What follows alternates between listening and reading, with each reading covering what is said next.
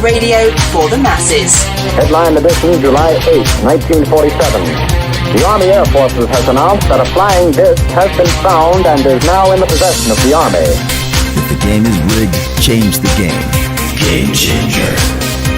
I occasionally think how quickly our differences worldwide would vanish if we were facing an alien threat from outside this world. This is Fade to Black with your host, Jimmy Church, on the Game Changer Radio Network and KGRA, the Global Radio Alliance. I need your help to get to the year 1985. You're listening to Fade to Black with Jimmy Church on the Game Changer Network.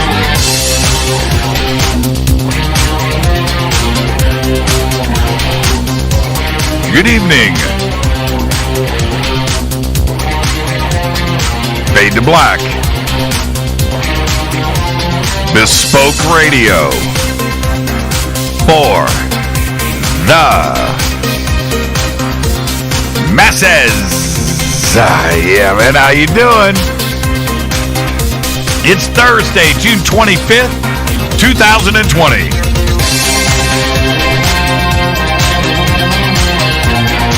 177 days into the new year only. 189 days left. We are live. We are live from a bunker. A bunker that is somewhere in the middle of beautiful downtown Burbank, California. And I would like to welcome everybody listening all around the world. All across the United States. Hither and thither. To and fro, back and forth, up and down, east and west, north and south, far and near. This is Fade to Black for KJCR, the Game Changer Network, and KGRA, the Planets.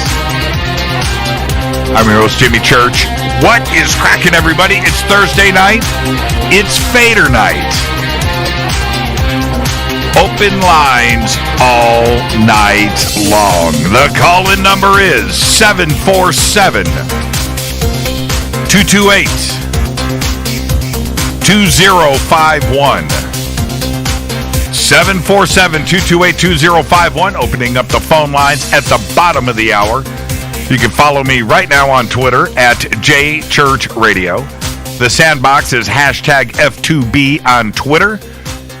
Right? Hashtag F2BQ is Fade to Black questions. All right? It's really that simple. We have two chat rooms. We have one over at Spreaker. We have one over at KGRA The Planet. We've got everybody hanging out on YouTube, on Facebook, on the Twitter feed. Sandbox is different. There is no Fade to Black show in the Twitter feed, hashtag F2B. You've got to go to my Twitter feed for that, which is at JChurchRadio. You can make all the comments that you want. Everything is right there. Hello to everybody over on TalkStream Live and TuneIn and iHeartRadio and wherever you're listening to the program from, right? Maybe even straight from our website. People still do that. They do.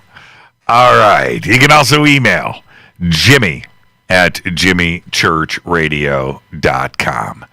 Okay. All right. Let's go. Let's get this show. Man, I am so excited. What a great week, on the show. Last night, Riz Verk, absolutely incredible. Laird Scranton, Gary Osborne. Fantastic week of shows once again here on Fade to Black. Lots to talk about, and we'll get to all of the phone calls here at the bottom of the hour. And before we get things started, I just want to remind everybody that this show moves ahead with our sponsors, okay? It's really that simple. I need you to visit all of our sponsors. Go and hang out on their websites. Purchase something. Do something. That's what you should do. Go to getthetea.com. That's right. GetTheT.com. Get your immune system boosted. You've heard right now, coronavirus numbers are up. They are way up. And in the next, probably in the next 48 hours, we're going to cross 10 million cases. 10 million in the world. You need to think about that. So go to GetTheT.com. Get your immune system boosted. Go to their specials page. Use the promo code FADER, FADER. You will get free shipping on all orders over $50. Also, visit ForbiddenKnowledge.tv. This is Billy Carson's new internet TV network, and when you register, you will get a free 3-day trial membership. The links and banners are up over at our site, and I encourage all of you to check out all of his amazing programming right now over at ForbiddenKnowledge.tv. Then there is River Moon Coffee, the best coffee in the world. Please visit their new store on Amazon. The banners are at jimmychurchradio.com. The Amazon promo code is JimmyRMC. It's right there in the banners, so you don't have to forget it. It's right there in the banners. You get an additional 5% off the already discounted prices. And, of course, you get free shipping if you're an Amazon Prime member. And if you use F2B Blend for your promo code, over on their website, you get a 15% discount. Okay, both banners are over at jimmychurchradio.com. And please check out our newest blend, Game Changer. That's right. Game Changer. All right, let's get to the breaking news. An international team of scientists and historians has found evidence connecting an unexplained period of extreme cold in ancient Rome with an unlikely source, a massive eruption of Alaska's Omak volcano, located all the way over on the opposite side of the Earth. Around the time of Julius Caesar's death in 44 BCE, written sources describe a period of unusually cold, crop failures, right? Famine, disease, and unrest all throughout the Mediterranean region. Impacts that ultimately contributed to the downfall of the Roman Republic and the Ptolemaic Kingdom of Egypt. Historians have long suspected a volcano to be the cause, tongue-tied, but have been unable to pinpoint where or when such an eruption had occurred or how severe it was. But now, in a new study published this week in Proceedings of the National Academy of Sciences, a research team led by Joe McConnell, PhD of the Desert Research Institute in Reno, Nevada, uses an analysis of volcanic ash found in Arctic ice cores to link the period of unexplained extreme climate in the Mediterranean with the caldera-forming eruption of Alaska's Omak volcano that happened in 43 BCE. There you go. Also, just announced, it happened yesterday, actually. Scientists have figured out how the subsurface ocean on Jupiter's moon Europa may have formed and determined that this vast expanse of water may have been able to support microbial life in the past. Europa, with an ocean hidden beneath a thick shell of ice, by the way, long has been viewed as a potential habitat for extraterrestrial life in our solar system, and its ocean may have formed after water-rich minerals ejected their water thanks to heating caused by the decay of radioactive elements in its interior early in its history. Europa is slightly smaller than our moon. Europa's ocean, on the other hand, is perhaps 40 to 100 miles deep. That's right. It may contain double the water of Earth's oceans. Think about that. Now, all of this new info was presented yesterday at a conference by planetary scientist Mohit Daswani of NASA's Jet Propulsion Laboratory. Now, the Pentagon is looking to space war. They are. They're looking at space war as an emerging method to counter seemingly unstoppable hypersonic weapons attacks, with early prototyping of satellite sensors and other tracking technology to more quickly find and take out weapons traveling at more than 5 times the speed of sound. The need to stop hypersonic weapons attacks is growing in significance and in urgency, and according to many congressional and U.S. military leaders right now, including Senate Armed Services Committee Chairman Senator Jim Inhofe. He said China was in fact ahead of the United States regarding hypersonic weapons development. The Missile Defense Agency, now check this out, the Missile Defense Agency and the Space Development Agency have already built a satellite prototype and plan to put it up more satellites to better track hypersonic attacks over the next few years. Now, essentially, the idea is not to destroy the hypersonic weapon with an explosion, but rather cause an instantaneous angle change in the complex interwoven mixture of airflow variables. This can cause an entire vehicle to break apart. A number of things could cause this, such as a laser, a rupture of a booster, a missile explosion in the vicinity of the weapon in flight, or some other kind of disruption. But all done in space. A space war. Very interesting. The Disclosure Fest event at the historic Los Angeles Park in downtown Los Angeles is happening on Saturday, October 10th. I want you to check out all of the latest news over at disclosurefest.org. I have hosted this event since it started. You need to come out and hang out with us. It's going to be an amazing day right here in Los Angeles. Saturday, October 10th, disclosurefest.org. Now, we'll see you right after that at the StarWorks UFOs and Artificial Intelligence Conference in Laughlin, Nevada, November 5th through the 8th at the Aquarius Hotel and Casino. With Grant Cameron, Paul Hynek, James Fox, Alan Stivelman, Sid Goldberg, and other great speakers. I'll be there. Rita's going to be there. I'll be there hosting, and I'm going to speak.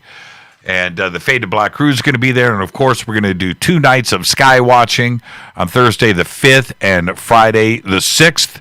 And we will have a bunch of guests that are going to be attending with us, including Sixto Paz is going to be there. I think Grant Cameron's going to come and hang out with us, and I know that we can drag James Fox along. Sid Goldberg will always be there causing trouble. So come and hang out with us, StarWorksUSA.com for tickets and info. Let's get this show cracking. Happy birthday to today. Ricky Gervais is 59. Rita, did we see Ricky Gervais? Was that at a theater in Hollywood? Was that Ricky or was that somebody else? I can't remember. Oh, that's embarrassing. My memory is that we did. We went and saw him at a theater in Hollywood last year. I might be wrong. Carly Simon today is 75 years old. And the founding member of Foreigner, guitarist Ian MacDonald, today, 74 years old. Our dead guy's birthday today is Anthony Bourdain, 1956 to 2018, died at the age of 61.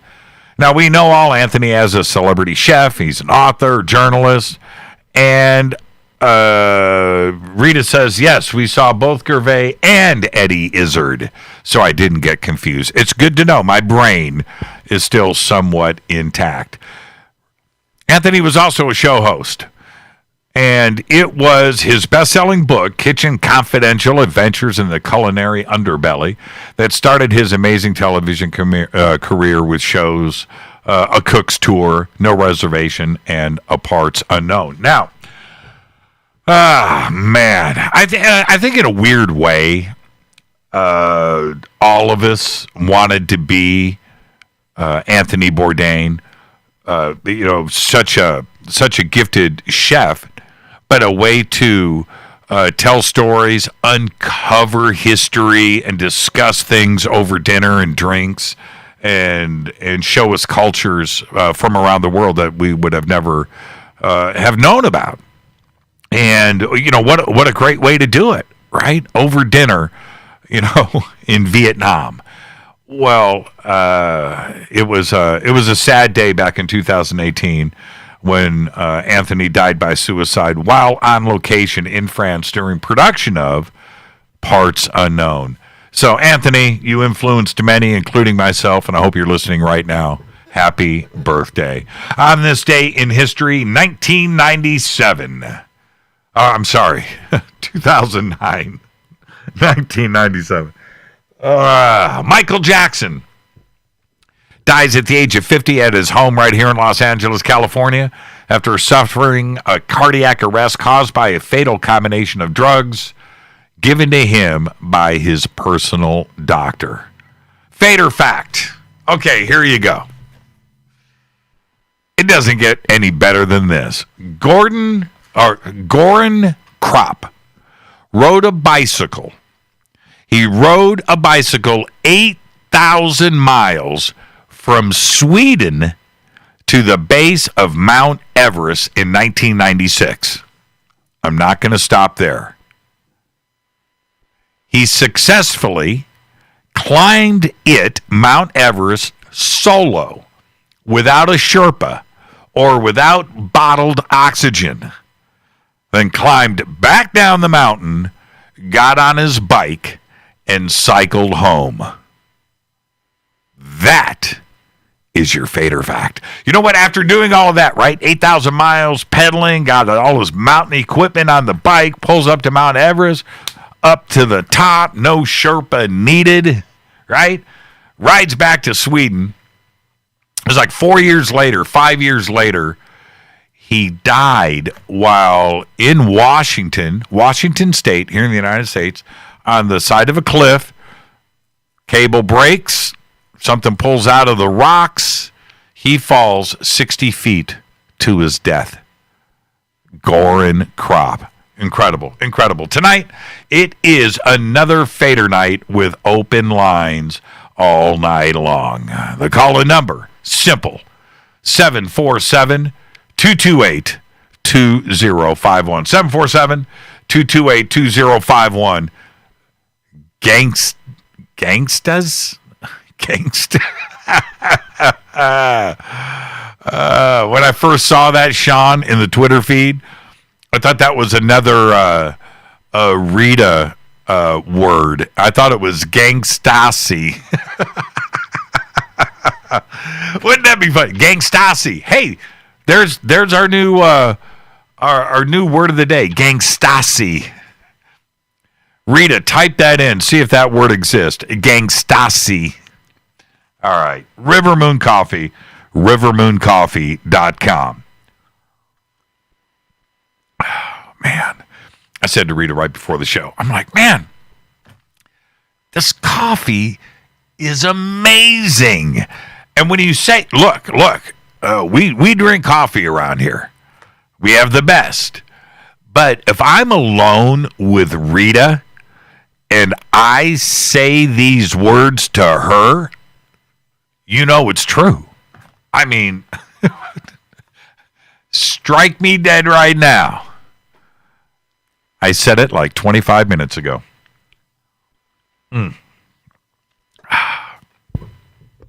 Best coffee in the world.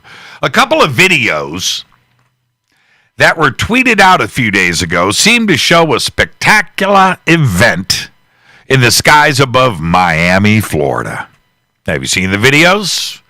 They popped up in the F2B feed. Did you see it? They sort of made a little traction and made it all the way to RT, Russia Today.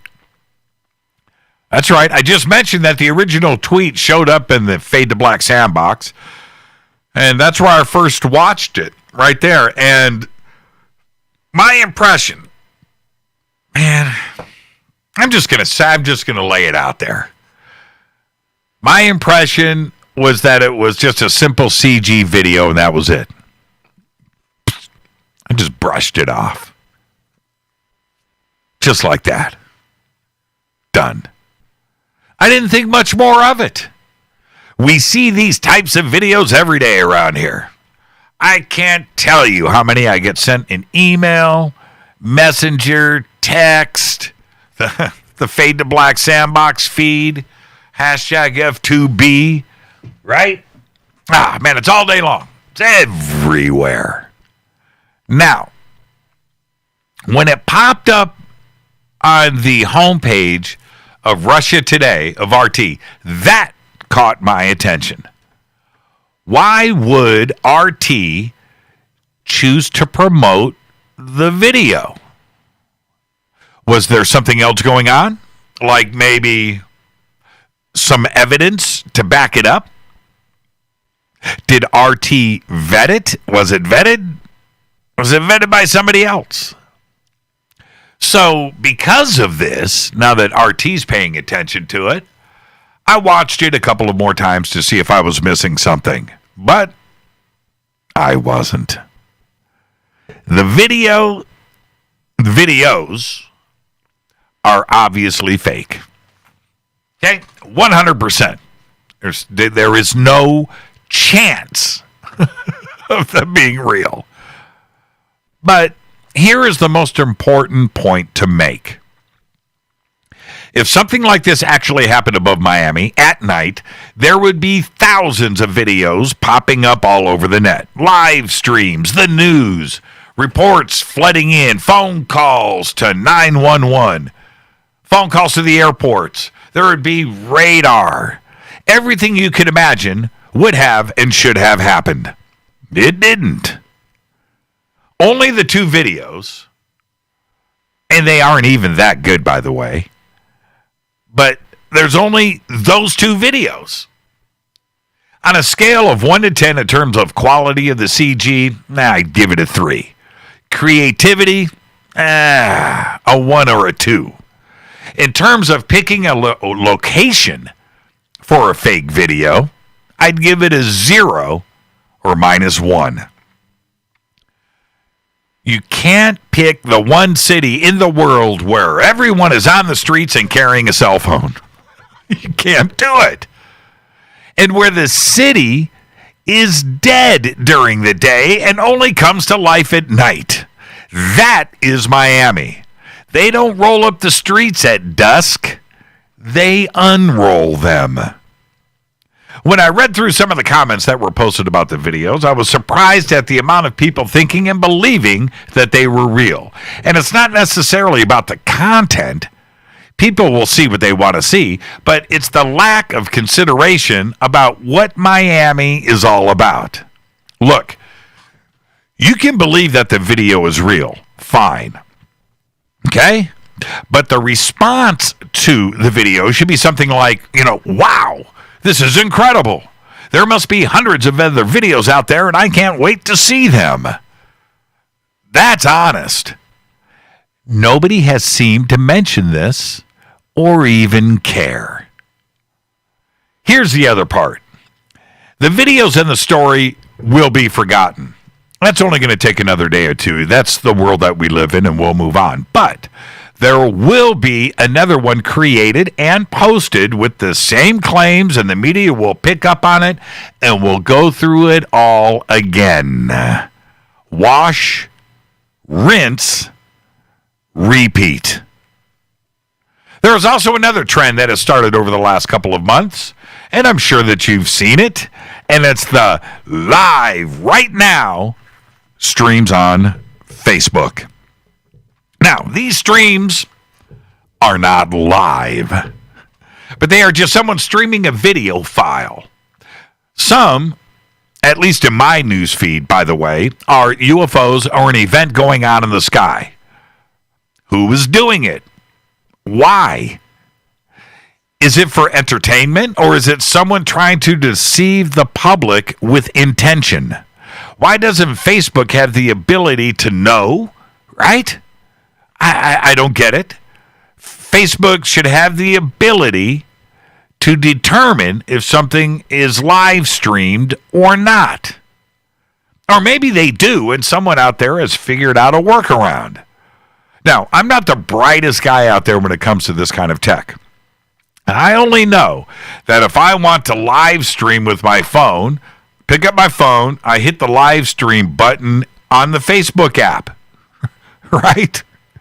Now, with our live stream here with Fade to Black, we have a few different programs running each night to make it all happen. You have to have a stream key created, and each platform that we stream to has to have that specific private stream key. It's very complicated, but I guess you could play a video file instead of a camera into the stream, and anyone choosing to do this is going to go through an awful lot of trouble and time just to do it for fun. And I'm not sure if this is something that can generate money or income. I don't know. It's very strange. It doesn't make any sense. So you have to ask yourself, why do it? I'm not sure. But one thing is for sure. There is a live right now happening right now as I speak these words to you live in our stream. In the now. This is Fade to Black. I am your host, Jimmy Church. It is another Thursday night. It is Fader night. It is open lines all night long. All right. 747-228-2051. 747-228-2051. I'm your host, Jimmy Church. This is Fade to Black and the Game Changer Network and KGRA, The Planet. I'll be right back with your phone calls. Stay with us.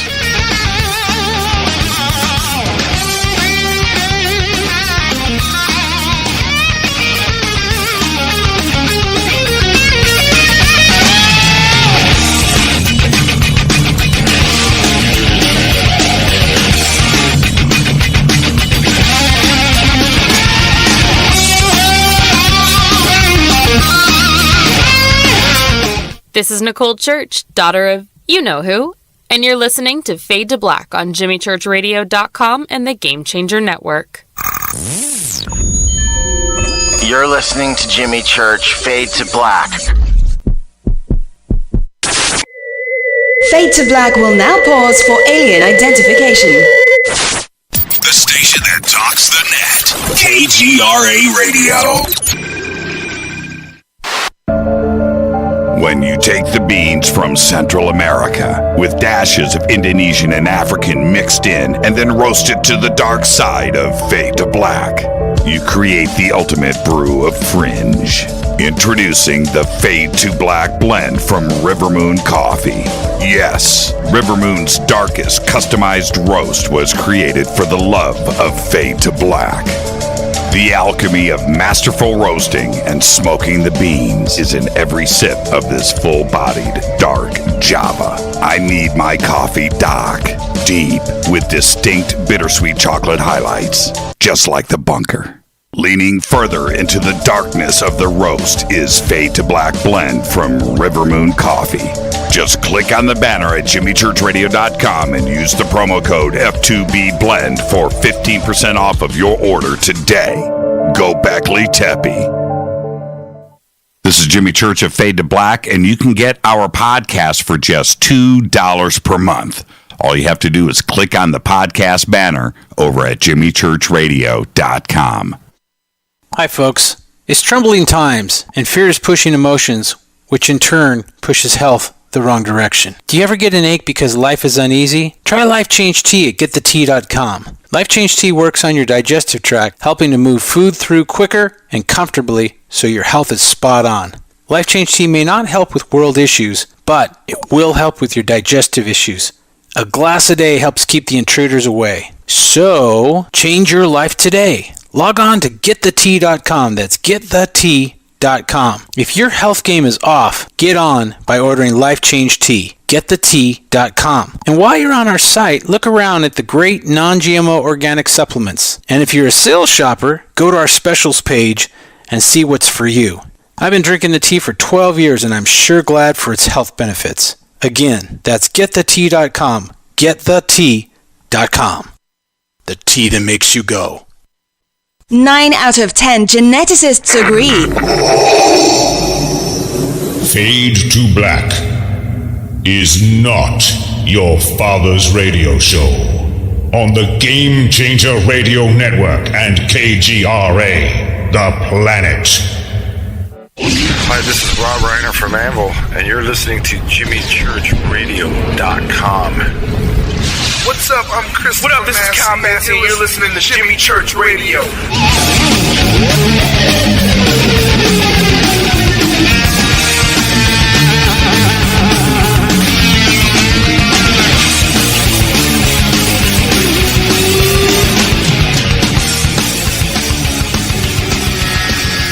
Welcome back, Fade to Black. I'm your host, Jimmy Church. Tonight, Thursday night, Fader night, best night of the week, hanging out with all of you. It's your phone calls, your conversation, UFOs, the paranormal, supernatural, conspiracy, lost history, time travel, food, movies, books, entertainment. That's right. Everything is on the table. Lots to talk about tonight. Looking forward to it. Let's kick it off. Let's see who is up first. Hi, you're live on Fade to Black. Who's calling? Hi, Jimmy. This is Steven from Pasadena, California. Hi, Steven from Pasadena, California. How are you? I'm doing fine, my friend. Just a few tidbits in the UFO phenomena this week. First, I posted a clip on Fade to Black on Facebook, and maybe you can look at it, and all your listeners. It's one of my favorite footage of a UFO. It was taken in 1998, and this was kind of way before CGI and Photoshop. And I would really like your opinion on it. You can't debate it. You can't say this is not a disc, this is not an object. It's amazing footage, and I would like your comment. Also this week, John Greenwald is doing a wonderful job in breaking down on what's happening with the documents with the Senate, what's going on, and anybody that's really wanting to know what's going on, he breaks it down. And also, there was a sighting in California, June 18th, the fleet of orbs flying, which has been happening for years, started in Mexico, and Chris Tucker on Fox had it on his clip when he talked about this new Senate, putting in the Senate bill to get information. So a lot's been happening. I think the conclusion I came to after all these years I've been studying this and daily is that this is a very serious matter with these UFOs. It's happening more each day, and I get information sightings every day. You're having UFO sightings somewhere around the world every day. It doesn't stop. And I really believe that we are at a time where these UFOs are just making themselves seen more and more. And, and I think we're going to have a sighting sooner or later because the odds are just keep going up higher because of the footage that we're getting and what's happening with our government and TSSI. Stephen Gear, I asked him, if one of these UFOs made themselves known to us would it raise our conscious level? And he said he didn't believe that would happen because he thinks that these UFOs are waiting for us to go to our higher conscious to have contact. I disagree with that. I think they've been showing themselves for years, since the 40s to us, and I think they're letting us know they're there slowly but surely, and I think our government can't stop it. They don't control it. And I really would like your opinion on that footage, so if you could tell me what you think. Yeah, I'll check it out. And again, thank you, Stephen. I agree with you on all the points. There is, we have a lot of sightings, a lot of things that have happened in the past. They continue through to today. Somebody's going to see something tonight. A lot of people are going to see stuff tonight, and it's going to continue. And then eventually, something's going to break. Something is going to break, and I can't wait.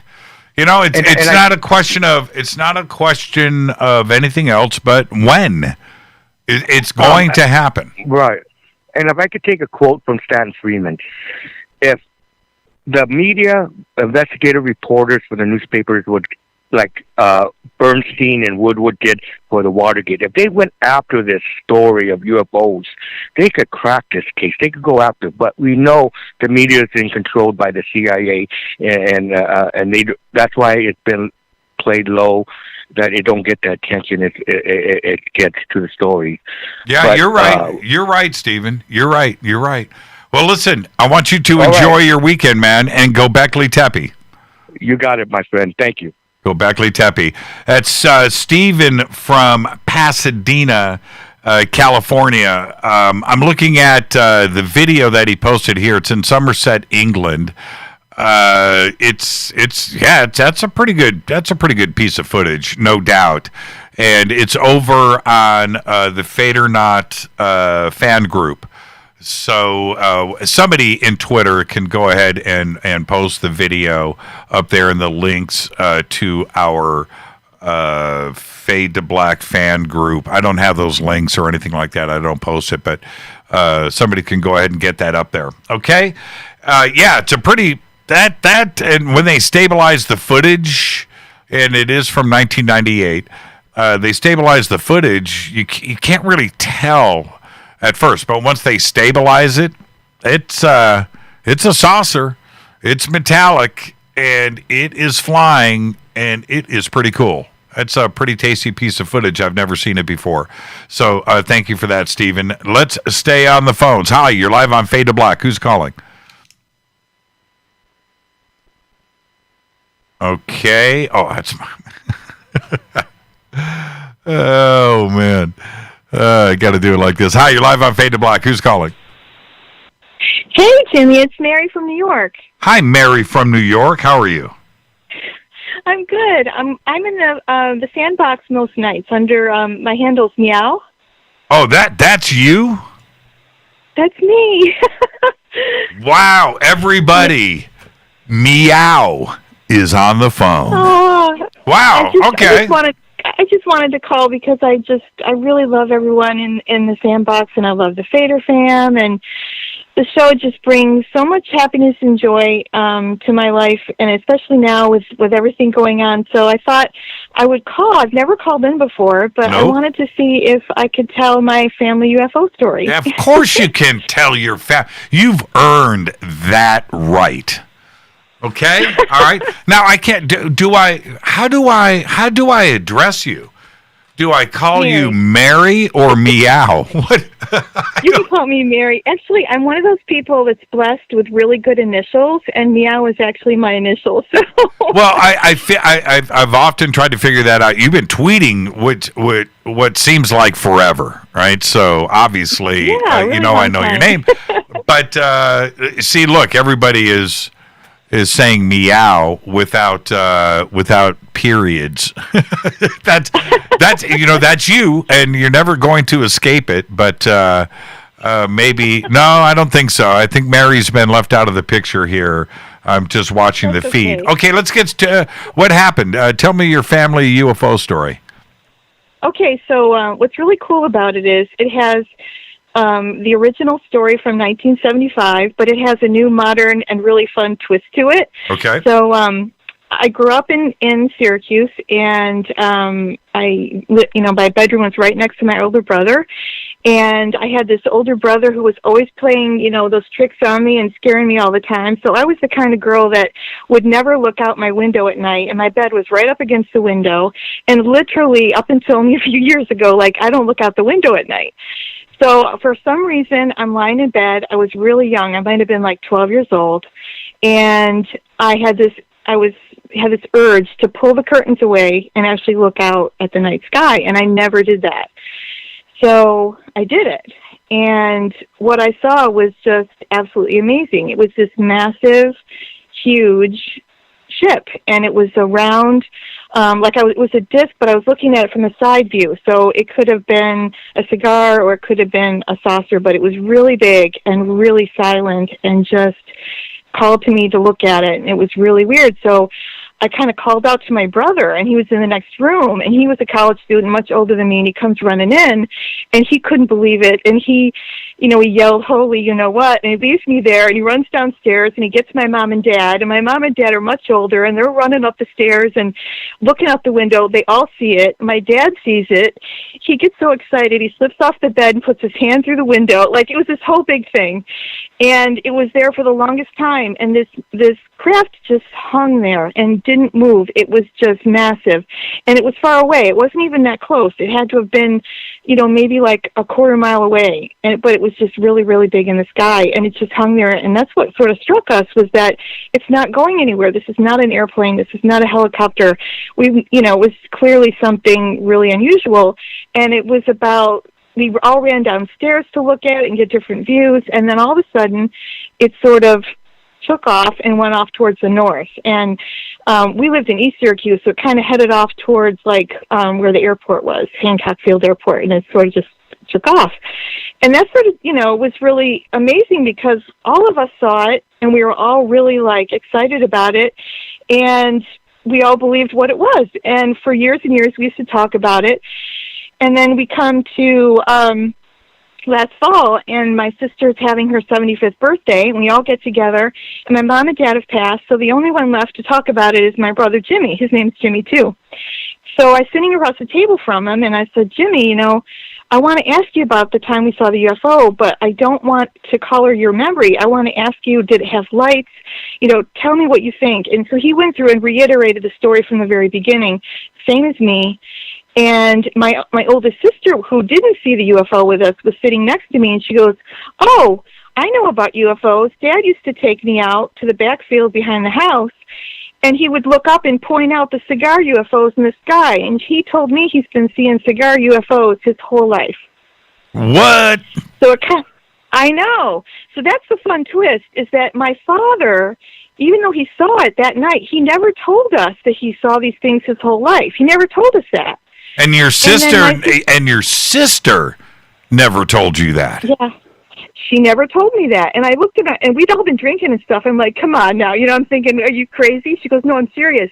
When I was a little girl," and she's much older than me, and she's like, she's 75, and I'm in my 50s. I'm the same age as you. So anyway, she goes, "Yes, ever since I was a little girl, Dad would pull me out in the back field and point up, and we'd watch the cigar-shaped UFOs." And what's weird is my sister's not into this stuff at all. She doesn't even know, the term cigar UFO. That's the thing that kind of blew my mind. Mm-hmm. And the fact that my dad, unfortunately, never shared that with me, but... So, yeah, I thought it might be kind of a fun story. Wow, that is awesome. That, I got nothing. That's just an awesome story. How old is your brother? You said you were about 12 and he was in college, so he was like 18 or 19? He went to SU. He's an art major at SU at the time. He's he's older too. Gosh, he's got to be 70-ish. Right. So, yeah, I'm part of a family of 6, and I'm the youngest, and they were all a lot older than me when I was born. But yeah, so they're all a lot older. But he remembered it just as clear as day, and it's a really cool story, and it kind of blew my mind. It's blowing my mind. Really quick, meow, before I let you go, Mary, is your brother now? Is he a supporter of not only you but the UFO subject? Is he on board with us? Yeah, he doesn't listen to you guys or anything, but he is totally very open-minded, totally into it. Right. He's an artist. He's a musician. He's really open-minded. He always has been. He actually gave me, and this is the other thing, my first copy, my first book I ever read that had sort of this type of any kind of topic was the Chariots of the Gods book. When I was around 13, he gave me that book. So he's been sort of, I guess, reading about stuff like that for a long time. But yeah, he's into it. Man, what a great story! And that's how when you call in for the first time, this is what you do. That's what I was saving. I was saving it, but I figured I wanted to save it for when everyone needed something fun. Something light. Tonight was a good night for Yeah, perfect. Thank you so much, Mary. And go Beckley Tepe. Enjoy the rest of your weekend. You too. Bye. Meow called in. Can you believe it? That's great. Well, I'm so happy that she called in after all of these years. That part's great. That was an incredible story. And when she said, I should have said this to her. When she said our family UFO story, you don't expect that. That was truly a family UFO story. That's absolutely incredible. Thank you so much, Mary. And you can say Mary all you want, but you are meow to us. Let's go back to the phones. Hi, you're live on Fade to Black. Who's calling? Mr. Church, how you doing this evening? This is Chuck from good old Pennsylvania. Okay. Can you take me off speaker? I just did. I was in the process of shutting the show down because of your lovely hold music, so I apologize. The speaker is off, and we are normal and copacetic. Okay, right on. What's your name? Oh, I'm sorry. This is Chuck from Pennsylvania. Jack from Pennsylvania. No, Chuck. C-H-U-C-K. Oh, Chuck. Like I got Chuckles. I got it. I got it, Chuck. And Kara. I have called in a few times about Kara and all that. And last night, the show about AI, and again, Riz was absolutely awesome. It was a wonderful show. And I'm sure you remember, later in the show, you guys started chatting about artificial organs and mainly the heart, obviously, for me and Kara's situation.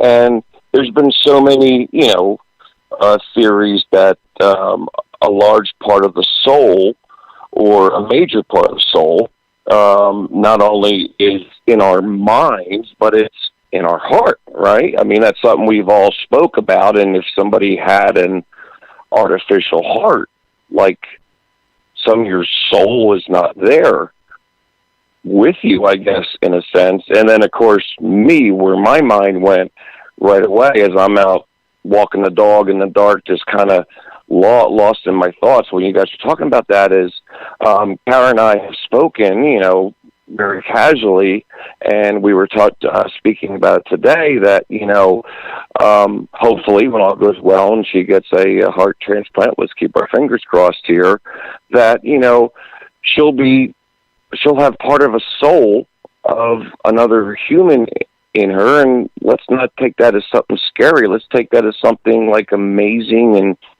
beautiful and powerful. But again, this thought was inspired by what you and Riz were speaking about last night. Yeah, and this goes back. I think for all of us when he mentioned the original artificial heart last night, and when we go back, especially to the middle 70s, when some of these big advances in medicine started to happen, like the Jarvik, right? And what would happen, and I think it's cool, by the way, but what would happen if you get a transplant? Maybe it's a lung, maybe it's kidneys, gallbladder, I don't know, right? Pick something. Anything. Right. Skin, right? It could be anything, right? And sure. And you start to possibly, I would think that it from a science perspective, that it could be possible that somebody else's, and again at an atomic level, right? But would enter your body. What if? So you're driving down the road. You got a fresh set of lungs, right? Or whatever it is, right? You're driving down the road and you get this thought, some voice in your head. I hope that you're doing good, and I just wanted to say that thank you for letting me be a part of helping you and your health. It's just some crazy. We're like, what? Where did that come from? Powerful, man. Yeah. What if? What if? I know, and what Kara said to me today when we were just talking about it is she, when all goes well, because I'm keeping the positive vibe here and all said and done, and unfortunately, somebody had to pass on, but by that person passing on, Kara receiving the heart, life still goes on, kind of a thing. But she wants to completely embrace that, and there are ways, I guess, you can get in touch with the donor's family. She wants to find out about that, her donor, and and kind of wrapping it up to the thought of the soul. It's so just unbelievably powerfully amazing to me. And yeah, like who knows, maybe I'm just taking a wild one. Kara's not a car person. I'm the car guy. Well, suppose her donor heart comes from a crazy engineering car person, and suddenly she's telling me how to do all this stuff. That would be just amazingly cool to me. It's just so fascinating how things go way past the physical nut and bolts. There's much. You're right. There's so much more to us than just blood and cells. There's this powerful soul, and we're all connected. You guys inspire me all the time. That was just really a cool conversation you had last night that just really got my brain going in some cool thoughts, man. Well, after things happen, I want you to call into the show when Kara comes in over morning coffee and goes, Chuck, can we get a 72 CUDA convertible? Is it okay if we go 340 Mopar, or do you want to go big block? If she... What? My only concern is I've been planting the Shelby seed in Kara's head forever. That's what I'm talking about.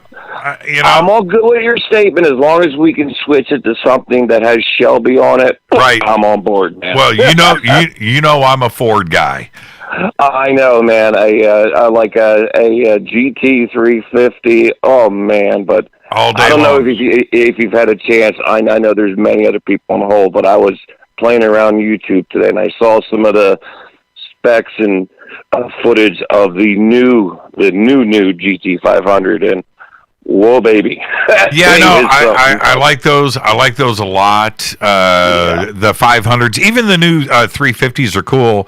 But for me, if I'm gonna go and shell out the money, I think I would go and get a resto mod. I would get a 66. Absolutely. Absolutely. There's a lot of companies out there building continuations of those, and sure. Maybe with a modern motor, I'm okay. An original 289, I'm okay with that too as well. Automatic 4-speed doesn't really matter. I just like the body style of the 66 and the original white with the Laguna blue stripe car. It's just a beautiful car, and hey, it kind of goes with the theme of my life. Just like you said, we can find myself a really clean 66 Shelby and give it a heart transplant with one of those wicked new Coyotes. You got the best of both worlds now, right? I remember Rita and I, this was many years ago, Rita and I were at a classic car lot that is no longer here, but it was on Ventura Boulevard. And so we're there, and we would drive by it and stop once in a while. And one day, we're driving by, and there was a 66 fastback sitting there. But it was, but check this out. It was a maroon, not purple, but like a maroon color, and metallic, nice. And we pull over and we jump out, and I go over and I sit in it. It was an automatic. I was cool with that. Black interior, clean, a 289. And they wanted at that time $6,000 for it. And oh my God! Check this out. Check this out. And it had the original all of matching numbers car. A numbers match, right? And it was made in like winning the lottery. It was made in San Jose. So anyway, I didn't buy it. I passed on it. I passed on it for a lot of different reasons. But I just look back and I'm thinking, oh man, it was right there. And I remember Rita and I were sitting in the front seat of the car, and she knew, I knew, you know, it was like, man, this is it, you know, and I passed. And it was we drove by, and it was there for a couple of weeks. And Rita kept it. You can ask Rita, you can tweet her right now, how many times do we drive by and look at that car? And then we went by, and it was gone. You know, it was sold. And I remember one day we stopped by. I got to head towards a break here. But we stopped by, and I got out. Rita and I parked, and we walked through the lot to see if it was, like, moved. And, no, it was gone. And it was it. It was like, poof. So one day, though, one day, one day, I will get the car that I want. Listen, Chuck, give my best to Kara. Thank you so much for the phone call, and I hope all is well, man. Have a great weekend. And again, I just want to thank, I know it's break time, thank you and the FADERNIGHTs and Fade to Black. You're always just an inspiration, a great way for my mind to stay straight 4 days a week. Have a wonderful evening and weekend, sir. Go Beckley Teppy. Go Beckley Tepley. That's what I'm talking about. Thank you, Chuck. Have a great weekend. Right, Jimmy. Have a good night, sir. You too. That's a great phone call right there. And having this show inspire Chuck and Kara and what they're going through, that's it. That's what this family is all about. And he's absolutely right.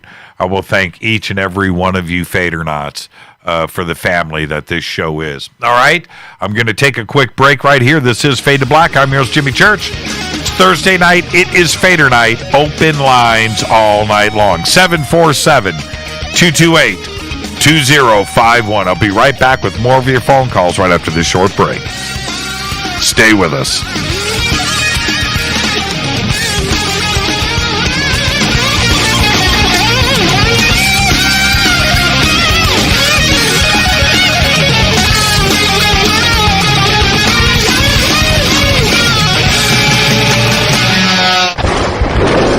This is Fade to Black with Jimmy Church on the Game Changer Radio Network and KGRA, the Global Radio Alliance.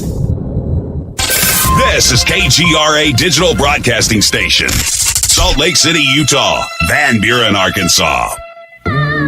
Hello, my name is Billy Carson, and I am a best-selling author and the founder of ForbiddenKnowledge.tv. Together with my team, we have built an all-new conscious streaming TV platform designed with every family member in mind. If you have ever wanted to travel the world and attend lectures and workshops from your favorite speakers but weren't able to, look no further. ForbiddenKnowledge.tv. There are dozens of workshops and lectures from speakers you know and love. We have also included amazing categories to assure that your consciousness is entertained and elevating on a daily basis. Amazing interviews, ancient history, ascension knowledge, wisdom teachings, documentaries, conspiracies, mysteries, health and fitness, conscious cooking, meditations, finance, yoga, and so much more. To start your free trial on any mobile device or computer, surf to ForbiddenKnowledge.tv. That's Forbidden Knowledge with the number 4, ForbiddenKnowledge.tv. Again, visit ForbiddenKnowledge.tv today. Introducing the new Surfer Music app. Listen, Fadernauts, you know I love my music. This is my go-to for all things notes. The Surfer app is a brand new concept in music listening. Surfer is free, providing unlimited access to thousands of live streaming radio stations. Surfer is an exciting interactive listening experience. Discovery and surprise are built right in. Surfer is your destination to discover and rediscover great live streaming music.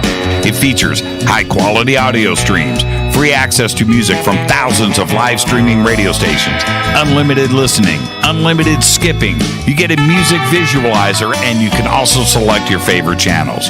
Get it at the Apple App Store or Google Play. Just search Surfer Music or click on the Surfer banner at jimmychurchradio.com. Go Beckley Teppy.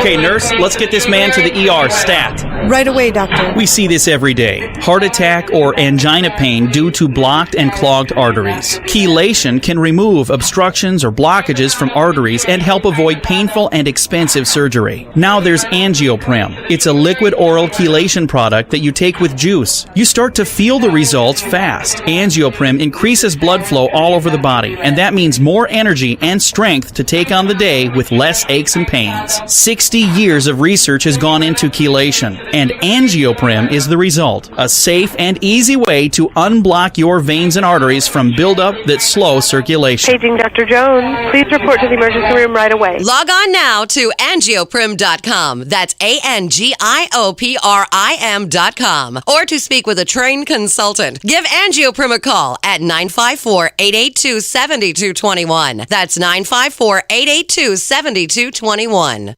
Hello, I'm Katie, and you're listening to my main man, Jimmy Church, on jimmychurchradio.com. Hi, this is Ray Hobbs here, repping the planet, and you're listening to my good friend, Jimmy Church, Fade to Black, on the Game Changer Network and the KGRA Digital Broadcast Station. This is Toby Kebbell. You're listening to jimmychurchradio.com. Don't hurt me, Jimmy. I'm only little. Hey, I'm Adrian Grenier. And this is Ari Gold. We're the Honey Brothers. Well, yes. We're also Honey Brothers. Hey, I'm Adrian Grenier. And I'm Ari Gold. We're the Honey Brothers. And you're listening to Jimmy Church. The Revolution. This is Jimmy Church of Fade to Black, and you can become an official FADERNIGHT by just going to our membership section at jimmychurchradio.com. Hello, this is Serena Wright Taylor from Conscious Life Expo, and you're listening to Fade to Black with Jimmy Church, who holds the Lucky Pony record for the best astrological chart since 1963. True story. This is Micah Hanks of the Gralien Report, and you're listening to Jimmy Church on Fade to Black, across the globe on the Game Changer Radio Network and the one and only KGRA Radio, The Planet.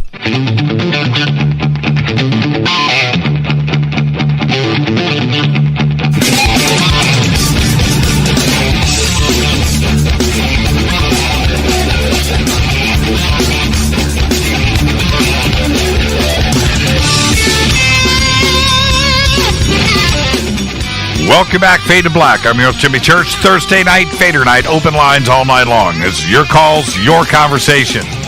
UFOs, conspiracy, the paranormal, supernatural, lost history, time travel, movies, food, entertainment, TV shows, music, Frank Zappa. It's all about you. All right, let's get right back to the phones. Hi, you're live on Fade to Black. Who's calling? Jimmy Church. Yes. It's Germs, St. Peters, Missouri. How you doing, my good sir? It's Germs? Germs. This is no play on this pandemic. I've had this nickname since I was like 15 years old. All right. I got a sighting for you guys, so I think everyone would like to hear this. So it is 6/14/2020 is the date. Again, I live in St. Peters, Missouri. We're looking at the south sky. According to my quote-unquote smartphone, it says 190 to 210 degrees. And I'm going to use the terms anomalous aerial phenomenon, an apparition, or a UFO. And I don't mean to say that that means it's extraterrestrial or any of that. I just mean, like, no idea exactly what we saw. So I'm sleeping. It's 3 o'clock in the morning, and I'm woken up my brother's outside in the garage. So I'm like, what the heck's going on? Unrelated to the phenomena, but so I'm, again, just completely woke up out of sleep. I go outside, and I'm like, all right, guys, I'm awake. Let's look at the stars, because I'm a stargazer. I like to see stuff because you just never know. You guys are familiar. So we're looking at the south sky, right? There's, I think it was a planet. I like to say Mars, maybe Venus. I don't want to say for sure. So me and my older brother are looking over to our left, right? We're like, that's pretty cool. That's very bright, so it has to be a planet. So we look to our right for about like 10, 15 seconds, and then we look directly back over to that same area, and we see like this, it's like it'd be like the size of your eyeball, but like at a very, very far distance, right? It just appeared out of nowhere, and it wasn't shooting to the sky like left or right. It was coming like away from us, you know what I mean? And like this ball, it was like a ball of light. It was like a white-orange circle, and it just lit up out of nowhere for 30 seconds, and then all of a sudden just like completely just like disappeared, like a snap of the finger, right? Just literally disappeared. And like where I live, there's a major airport, the Lambert St. Louis Airport. Like, we know what the jets look like helicopters, commercial airplanes, private airplanes. Like, this is something that 100% was unnatural to what 100% of our civilians know. And again, it's not just that I saw this, another person saw this. So it's not just me waking up out of sleep, like in a stupor. Like, this is like, hey, do you see what I'm seeing? He's like, holy moly, Cacholi, yes, I see 100% what you're seing. So what time of night? It was 3:30 in the morning. 3:30 in the morning. So it usually when stuff like this goes on, it is like at this time of period, in my personal opinion. So that's what I wanted to discuss. I have a couple extra things on top of this. So I was reading something called these tachyon particles. I don't know if you guys are familiar with that. I'm sure the listeners heard of it. I'm sure you've heard of it. Yeah, tachyon. Yes. Tachyon. It's these hypothetical particles that exist, but they travel at the speed of light, so we can't detect it. So in my mind, maybe this is some advanced technology that we have no idea about, but that's why we witness this, because according to these tachyon particles, they travel at such a slow velocity, allegedly, that whenever they do go into their faster speed of light, that we could see it before it takes off, if that makes any sense. That's just one thing that I read about. Yeah. Tachyons are interesting. Really quick, a couple of things. I'm very grateful for the show. You guys are awesome. Like, this is some revolutionary stuff. I've called you before. I've told you this. Like, you are the future of talk radio. We all know it's true. And just for your listeners, Jimmy Church talks about Göbekli Tepe because it's a game changer. That's why he's part of the Game Changer Network. I think you say Göbekli Tepe, Jimmy. I think a lot of listeners may know what it is, but I think more people don't. I think everybody should actually go investigate for themselves and honestly look into exactly what Göbekli Tepe is. And also, if I could make one last point, Mr. Church, and I'll get off the phone, I think we should all move away from the terms UFO and extraterrestrial, because some people hear that and it turns them off. We should go to a term like advanced human beings, because in my humble opinion, the only intelligent life that we know about in this universe is us human beings, because we are the creators of this third dimension, and whatever else comes out of that starts with the human and ends with the human. So with that, Mr. Church, Göbekli Tepe and keep the game rolling on. We love you, brother. Right on, Germs. Mic drop right there. Thank you so much, and enjoy your weekend, my friend. Great phone call. And, that was a mic drop. Right there. That was a bona fide mic drop. Very interesting. Okay, so 3:30 a.m., June 14th, over St. Peters, Missouri. If anybody saw anything that night, that morning, let us know. Give me a phone call, and you can also pop something up right there in Twitter. Let's go back to the phones. Hi, you're live on Fade to Black. Who's calling? Hey, what's up? It's Justin calling from the bubble down here in Florida. Right on, Justin, from the bubble in Florida. How's the Sahara dust? Makes the sky look trippy at nighttime and a little trippy in the morning, but, you can't really tell what you're breathing or anything like that. Everything seems fine now. Yeah, right on. Hey, Justin, take me off speaker. All right, there you go. Okay, yeah, that much better, man. Much better. What's on your mind? I just wanted to call you. I was looking at your little list there. You said it's solid with the 75 greatest guitarists of all time.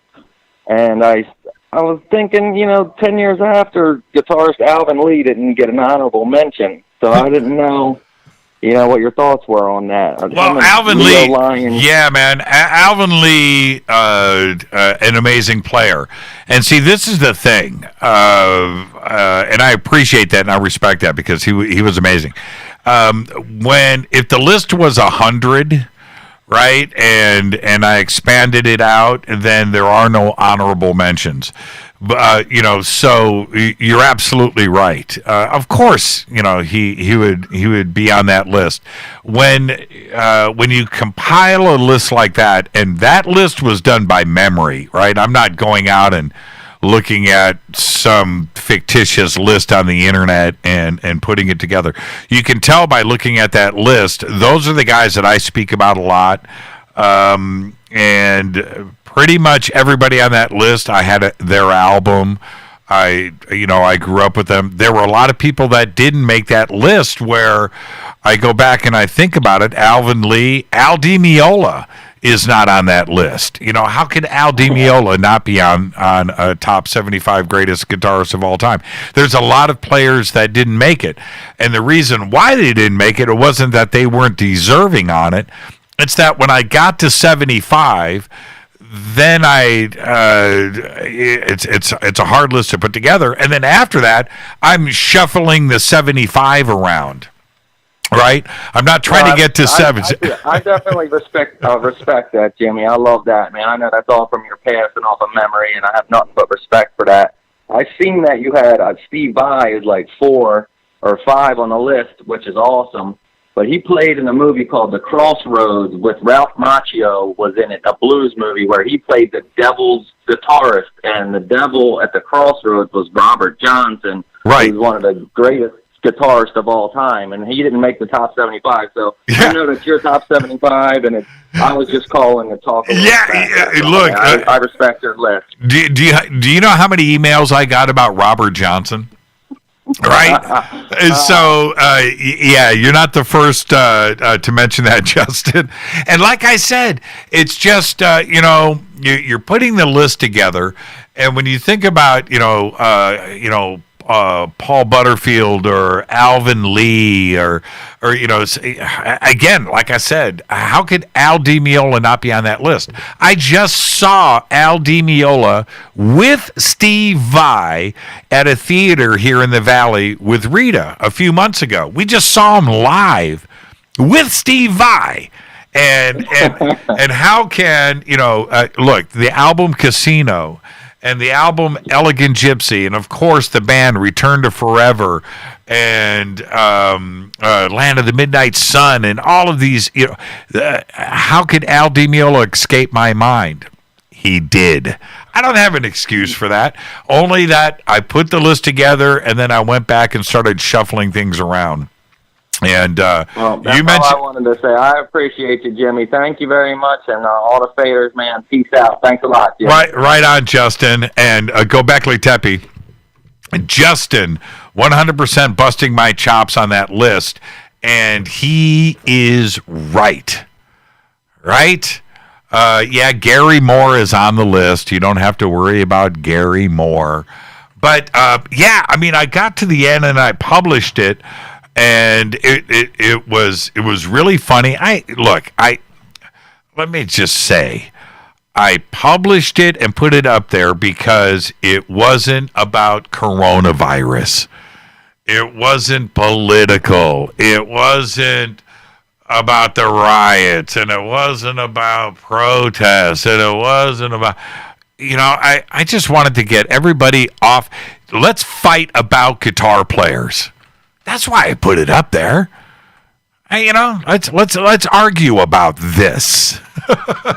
And I did the same thing. I did the other list that I put up. I can't remember, but it was the world's most overrated guitar players. Right? That's it. Let's argue about that. That's what I wanted to do. Let's put the gloves on. Let's argue about guitar players. Let's go back to the phones. Hi, you're live on Fade to Black. Who's calling? Jimmy. Yes. Am I live? No. Long time, first time. Cool. How you doing? But this How you doing? This is a recording, so this is it? Yeah, this is a recording. We're the show isn't live. You did. Oh, I thought you knew that. Who is this?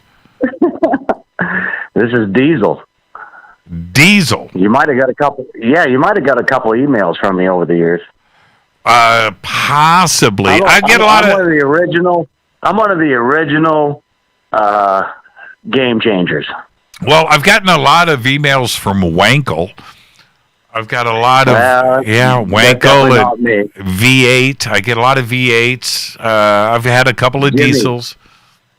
Jimmy, I've been wanting to talk to you since I don't know, first time I heard you on Coast. Yeah, right on, man. Right on. Where are you calling from, Diesel? Well, it's a long story. No, where? Where are you calling from? Well, I'm at this undisclosed location. In the United States? Yes, sir. West or east? Central. Central, like Midwest. You know Indiana pretty well, don't you? Yep, I do. Yeah, you do. You ever hung out in Terre Haute? Of course. Love Terre Haute. Me too. So hey, so you're calling from Terre Haute? Yeah, sure. Okay, well, exactly. Okay, there you go. There you go. What's on your mind tonight, man? So hey, man. Are you ready for a good call? I'm always ready for a good call. Well, I know some people you know too. Okay. One guy I know has his picture up on the whiskey. Okay. That I met years ago. His name is Tony DePietro. Okay, I don't know Tony. Do you know Tony? No, I don't. Tony DePietro. No, I don't. Do you remember a band called Raven's Cry? No. Here in L.A.? You know, yeah. Do you know Dirty Honey? No. A new band. No. No? No. Well, check them out. Okay. All right. Dirty Honey and what? When you get a chance. Okay. Okay. Well, back to Raven's Cry was back in like years ago. I'm a retired truck driver. I'm 44 years old. Okay. And I recently had to retire due to COVID-19. Okay. Because I just couldn't deal with it anymore. You know, the crazy. It's like we went back into the Twilight Zone. Somebody flipped a switch, and we went into another reality. Right. Am I wrong? Right. I can't agree with you more on that one. So okay, so continue. You have my attention. Well, you said you were in the military. No, not me. You were raised in the military. Yeah. My dad, well, sort of. My dad was in the Army band. So, Oh, the Army. Okay. Yeah, he was in the Army. So, do you remember Fish? Fish? The band Fish? I wasn't a fan, but I wasn't a fan of the band, but I know who they are. Sure. Yeah. Well, they played The Great Went. It was called, and it was in northern Maine. Okay. And I was at Loring Air Force Base. If you ever remember Loring Air Force Base. Okay. No, I don't. I've never been there. But well, I don't know if you recall it. It was like the first dance to Russia in the Cold War. I grew up 10 miles from there watching B-52s fly around my head. Okay. On a potato farm in northern Maine. And I've been trucking across the country for the last 21 years. And I got to say something about all the, all this racism and everything that's going on and all the bull crap. What about the Native Americans? You never hear a word from them. Okay. And if anybody got mistreated in this country, I think it was them. And I think everybody's going a little overboard with the whole thing. You know what I'm saying? Oh, I hear what you're saying. Certainly. I'm wondering where you're going with this, though. So what's next? Well, nowhere. I'm just the only place I'm going is that we're all Native Americans. If you're born in this country, I believe you're a Native American. And the politics and all the crap and the stuff that we've dealt with throughout the years, it needs to come to an end. You know, all this fighting and hatred. That's right. It's awful. Yeah, you're right. And I couldn't agree with you more, Diesel. And before I say have a great weekend, give me a Gobekli Tepe. You can call me Ben Diesel. I got that nickname a long time ago. That's my first name, Ben. Right on, Ben. Have a great weekend. Hey, Jimmy? Yes, sir. Check out my emails, and can I give a shout-out? Yes. Mondo Vessel. Mono Vessel. Ben Diesel. Mondo Vessel. Have a great weekend, my friend. Thank you so much. Awesome dude. And if you talk to those guys I told you about, they'll tell you exactly who he was. He spent a lot of time in L.A., and you'll love him. He's a great musician and a great photographer and the best guy I've ever known. I'll check him out. Have a great weekend, man. You too, man. Right on. Hey, shout out to the FADERNIGHts. Right on, Ben. Have a great weekend and Gobekli Tepe. One of the points that Ben just mentioned, and this is, I have been tempted. I am not going to go through with it, but man, I have been very tempted to just go off and say, wait a minute here. We need to, right now, more than ever before, we need to get back to what is real. That is, everybody in this country is different. That's it. That's what made this country. That's what made me love this country. Growing up on streets in this country where you have the crazy guy that lives across the street that never comes out of his house. You got the hippies that live next door. You've got a black family here. You've got somebody from India over here. You got somebody else, and whatever, right? And everybody got along. We all knew that everybody was a little different and a little strange, and some people talk too much, some people talk too little, some people drank on their front porch, some people didn't, but whatever. But we were all Americans. That is what we've lost sight of. It is so true. And it is, for me, so frustrating to see people right now fight about us being different from each other. Man, put all of that stuff in check. That's the reason why this country is great. It's what made me fall in love with this country. And yeah, I didn't fall in love with this country because I was born here. I fell in love with this country because I left the country and got a chance to look back into it from the outside. And you start to do that, and you realize, man, from another country, looking back into the United States, you know why this place is great. That's and we need to just stop with this. It just doesn't matter. It doesn't matter. So what? So what if you're Republican or Democrat, Libertarian, Independent, black, white, any ethnicity, any religion, any background, any likes, any dislikes, any of that. I don't care.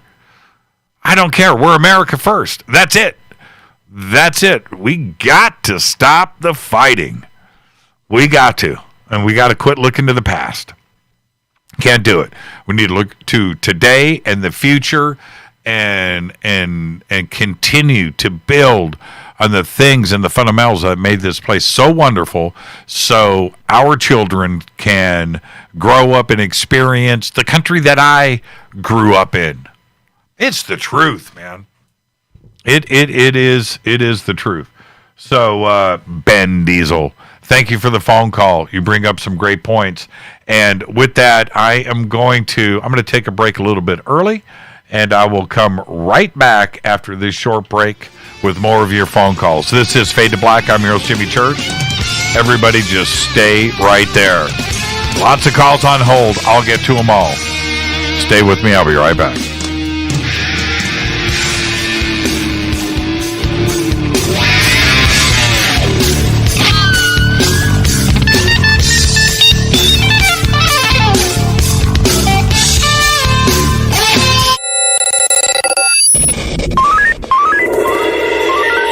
Way out here, we listen to Jimmy Church. You're listening to Fade to Black. Always on the edge of the hottest alternative talk. Jimmy Church with Fade to Black. KGRARadio.com.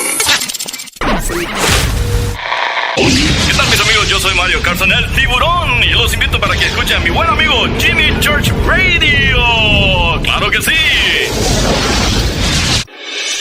Do you want to be an official FADERNIGHT? Of course you do. This is Jimmy Church of Fade to Black. Just go to our membership section at jimmychurchradio.com.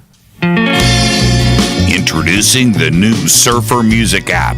Listen, Fadernauts, you know I love my music. This is my go-to for all things notes.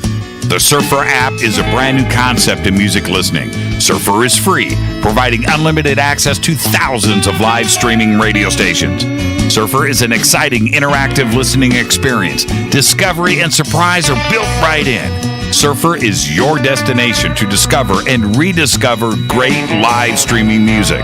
It features high-quality audio streams, free access to music from thousands of live streaming radio stations, unlimited listening, unlimited skipping. You get a music visualizer, and you can also select your favorite channels. Get it at the Apple App Store or Google Play. Just search Surfer Music or click on the Surfer banner at jimmychurchradio.com. Go Beckley Teppy. So, you love talk radio? Then you'll love TalkStreamLive.com. TalkStream Live is always on, 24/7 with the best streaming talk shows. Find your favorite talkers and discover some new ones. It's free, readily available online or on mobile with any smartphone or tablet. Finding your favorite talk shows all in one place has gotten a whole lot easier. Just go to TalkStreamLive.com. Be sure to download the free apps from Google Play or the iTunes App Store. You listen to us, and we listen to you. And so does the CIA. KGRARadio.com. Permanent industrial glue impossible to remove? Not anymore, because Handyman Formula by D-Bond is a patented chemical adhesive remover. It's used in the building and home maintenance industry, but now it's available for your home use, for your DIY projects. Unglue stickers, silicone rubber, labels, price tags, flex tape, weather stripping, carpet glue, wood glue, liquid nails, even 3M 5200. And it dissolves graffiti. Yeah, graffiti. Handyman Formula by D-Bond works, and it's safe to use on most surfaces. No need to call a professional. Don't get out the pliers and blowtorch. Just apply a little Handyman Formula by D-Bond and wait 90 seconds, then quickly and easily pull the items apart. Get unstuck. Visit DBondHandymanFormula.com. That's DBond. Telepath is a weekly digital newsletter filled with the latest paranormal news, trending topics, and fresh articles from some of the most popular critical thinkers in the community today. Stay informed on your favorite paranormal podcasts and live streaming talk shows. Interact with the Telepath and upload your paranormal story or pics. It could be featured in an upcoming edition. Sign up right now for the free Telepath newsletter at paranormal.radio. That's paranormal.radio. Including the network you're listening to right now, the Paranormal Radio app. Free in Google Play and the iOS App Store. You are listening to Fade to Black with Jimmy Church on the Game Changer Network. Oi, oi, I'm Reese Evans. You're listening to Jimmy Church. This is Revolution. The revolution will not be televised. The revolution is on radio. Ciao.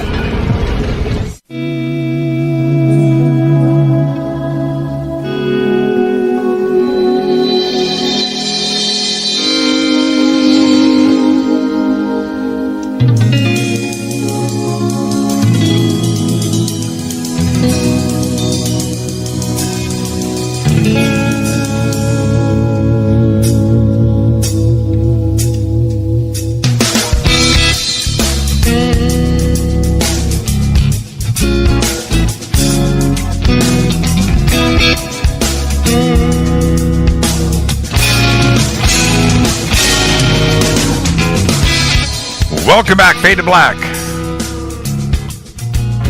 On the Game Changer Network and KGRA The Planet. It is Thursday night. It is Fader Night. Open lines all night long. 747-228-2051. Your phone calls, your conversation, UFOs, conspiracy, time travel, the paranormal, the supernatural, music, food, guitar, all that stuff. Entertainment, movies. Oh, man. What I was getting ready to say. Rita and I started watching, went back and started watching Travelers again. I started binging. We're in the middle of season 1. I forgot about how great that is. And some of the cool movies that we have watched this week, some really good stuff. Is out there. So we can talk about all of that too as well. Anyway, let's go back to the phones. Hi, you're live on Fade to Black. Who's calling? Hey, this is Ryan from Missouri. Hey, Ryan from Missouri. How are you? Pretty good. I posted a photo over on Twitter probably about an hour ago, I think. It's of a UFO, unidentified flying object. I took the photo on a trip from I was in college at the time, and I flew out to Spokane, Washington, for a National Historic Trust conference. And on my way back, we had a stop in Las Vegas and then fly to St. Louis. I was sitting on the wing of the plane, or the wing aisle of the plane, and I was looking out the window. I was watching the clouds and stuff, taking pictures of the clouds. And as soon as I kind of looked forward, I noticed something out of the corner of my eye. It kind of glared at my glasses. So I looked over. And I don't know what it was. I don't know if it was a plane or it wasn't a normal plane. If it was a plane, it was flat and had almost like a hump on top, and it was just sitting there, right? And it wasn't like super far from the plane that I was in. And if it was a plane, it shouldn't have been that close. It was sitting just flat right on top of the clouds. And about the time I got my camera up, the object it went from plane to diagonal without like a transition, like literally went flat to diagonal and then zipped down between the clouds. And the picture that I took, I have it circled. You can't really tell real good, but it's diagonal going in between the clouds there. Yeah, so really I'm looking at the picture here, and so this is after it started moving, right? Yeah, I mean, it from the time that it was flat to the time it was diagonal was less than a blink. I mean, it literally there was no transition. It went just. It looks like in the picture, it looks in the picture too as well. There's like a white trail that goes down, and that's pretty interesting how it would come up and then turn like that. That's interesting, man. That's a good picture. I'll retweet it right now so everybody can see. What we're talking about. How long did it last? I mean, I noticed the glare on my glasses, and when I looked over, it was flat. I got my camera up, took the picture, and it was already going down. So, I mean, less than, just a second or two. Yeah, very interesting. I mean, it was fast. I mean, that sucker was fast. I don't know. Like I said, there was no transition between going flat to diagonal. It did it within like a blink. Well, I've got it up. I've got it up now, okay? And everybody can go and look at the image and look at the trail coming down from behind this object that goes literally north to south. I mean, it's just going It's going straight down, and to see a curve like that, that's a pretty interesting pick. I don't know what to make of that one. That's pretty cool, Ryan. Thank you. Luckily, I don't think I've really told anybody about this other than my wife and my family. And I sure didn't want to tell the people I was on the plane with, the people that was at my college. They would have thought I was nuts. Right. Did you hear that knock on your door right now? Oh, yeah. That's the Men in Black. See, right, it only takes that long. Oh, I know. Very interesting pick, Ryan, and thank you for sharing that with us. Very lucky that you were looking out the window at that time, one, and two, that you had a camera. My camera. Yeah, that's pretty cool. That's pretty cool. Oh, I wanted to say that I broke my streak. This is the third week that I called in a row. The first two, I was the first caller of the show. So last week I called in about Bigfoot. There you go. Ryan, thank you so much, my friend, and go Beckley Tepe. Have a great weekend. Go Beckley Tepe. Right on. The picture is up now in Twitter.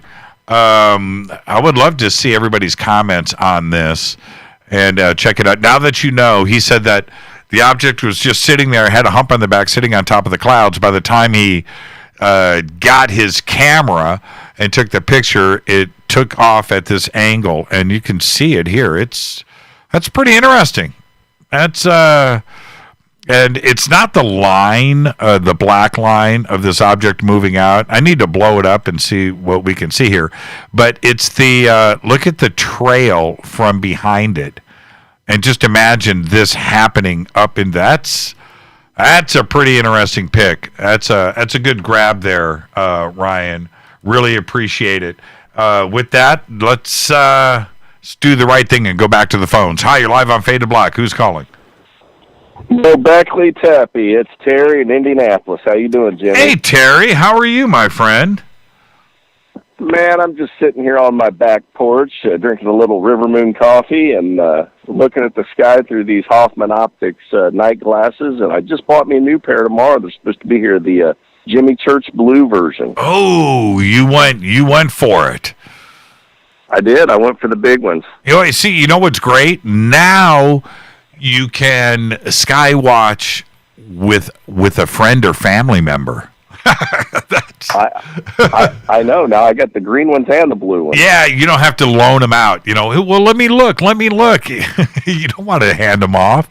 But you're trying to hang on with the laser, trying to keep it pointed to what you're seeing.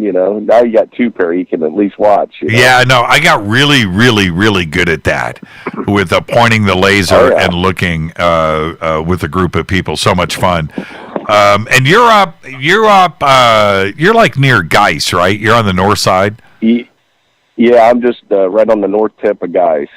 Man, you're living large. Large. For not too bad for an old farm boy from Swayze, Indiana. Yeah. Well, I look forward to hanging out with you again, and hopefully we're going to do it soon. Are you going to come out to Laughlin? Yeah, I'm doing my best to get out there. As long as this COVID thing doesn't shut it down, I'll be there. Yeah, I think we're going to be in the clear. We're going to be in the clear by then. What's on your mind tonight, Terry? What's going on?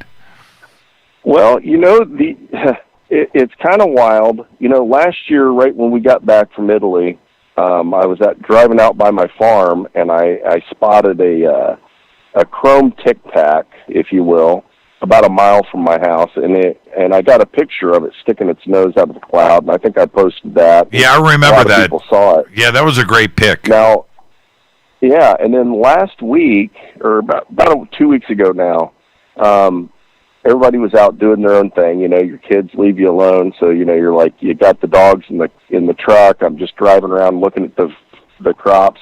And I look up and I get another flash, and I saw a cigar UFO in daylight, probably around 1 or 2 o'clock, and it was just up by the White River, just north, over by Clare, Indiana, just north of Noblesville. Right. And I couldn't believe it. What's the odds of seeing two, in 2 years? And so then the other night I'm out here, I think it was Monday night, and I'm looking into the southeast sky here off of the deck, and I see this light just dropping down from the sky.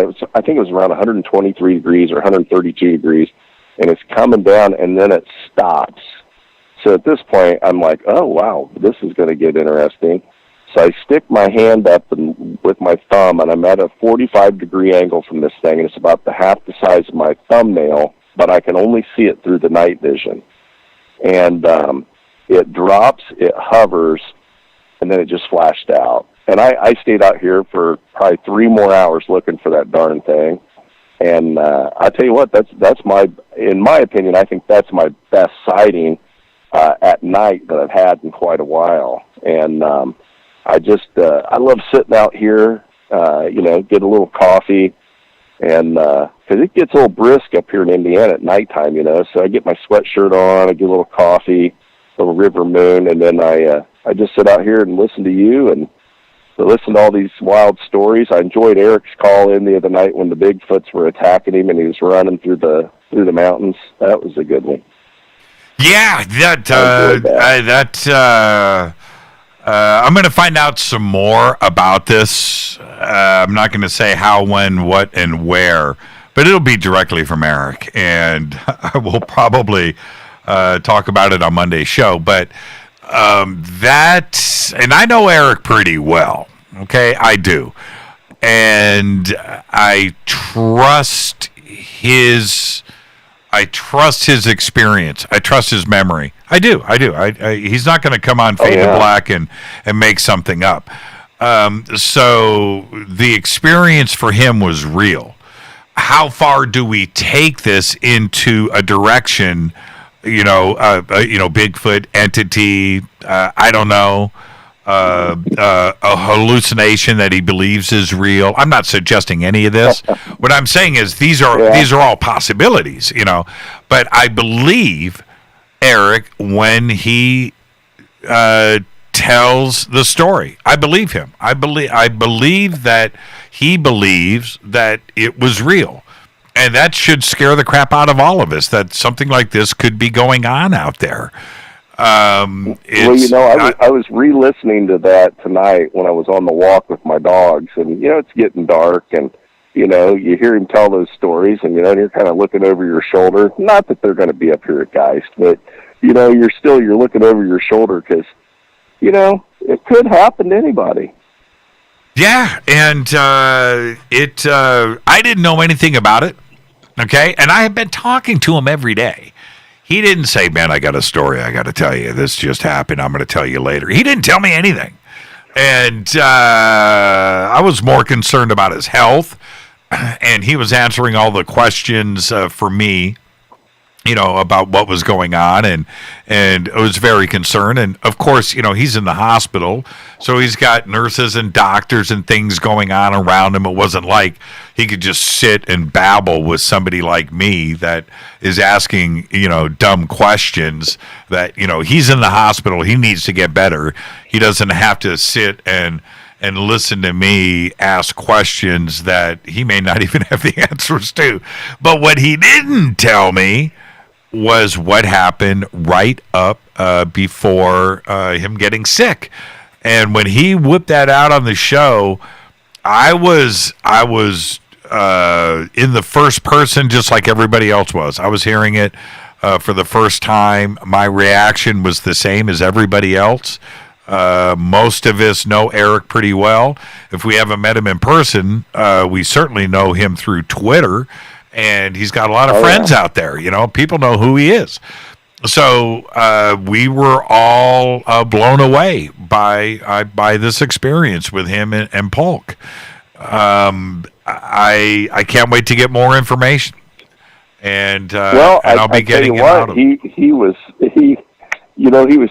laying pretty good groundwork the night before there on the show, and then then that occurred to him or happened to him the next night. And, for somebody to abandon their vehicle for 3 days, and I know. You know what I mean? Yeah. That would have to probably scare you pretty good. Yeah. It's pretty interesting. It's pretty interesting. I think that his encounter with Reverend Polk is worthy of us. We have I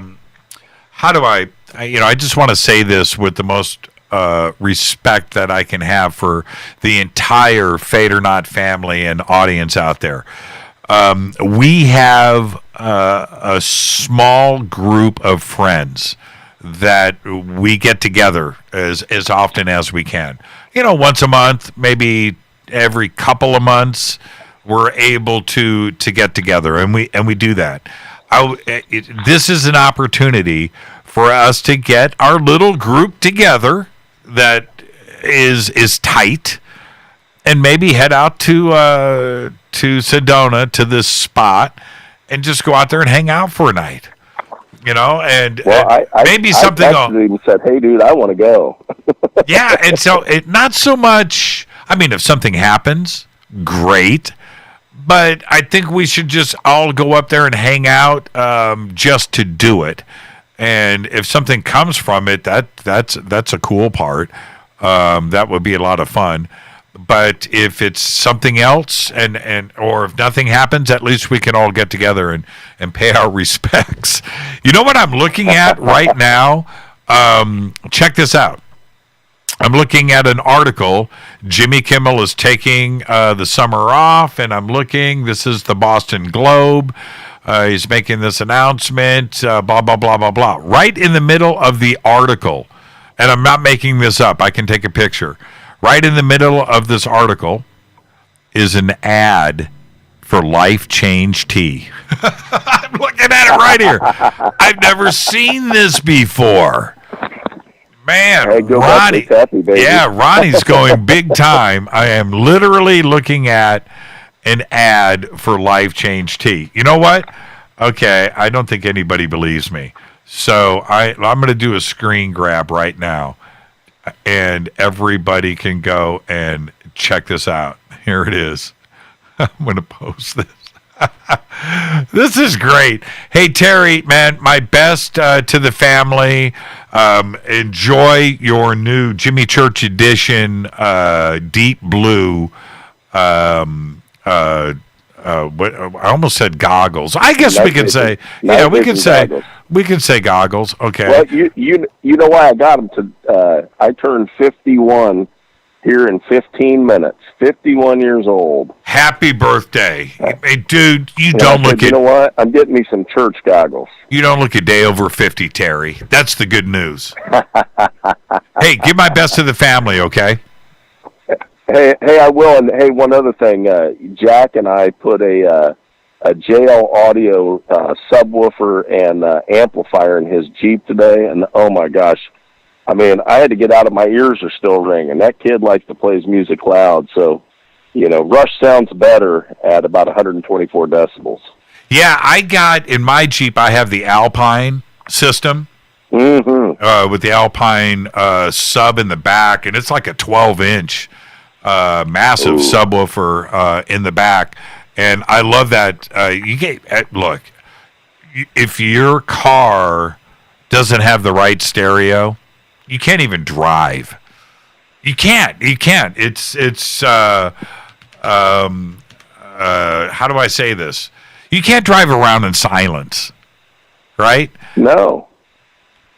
Hey, by the way, I am working. One of my buddies is the technician over at Q95, and I'm working on a yellow Q95 album station bumper plate for you. Oh, yeah, but you see, in Indy, do you have to have front and back license plates? Back when I lived there, you didn't. No, it's just back license plates, so you can put the album station Q95 plate on the front of your car if you like. Yeah, you can't do that here in California, man. You got to have a front plate.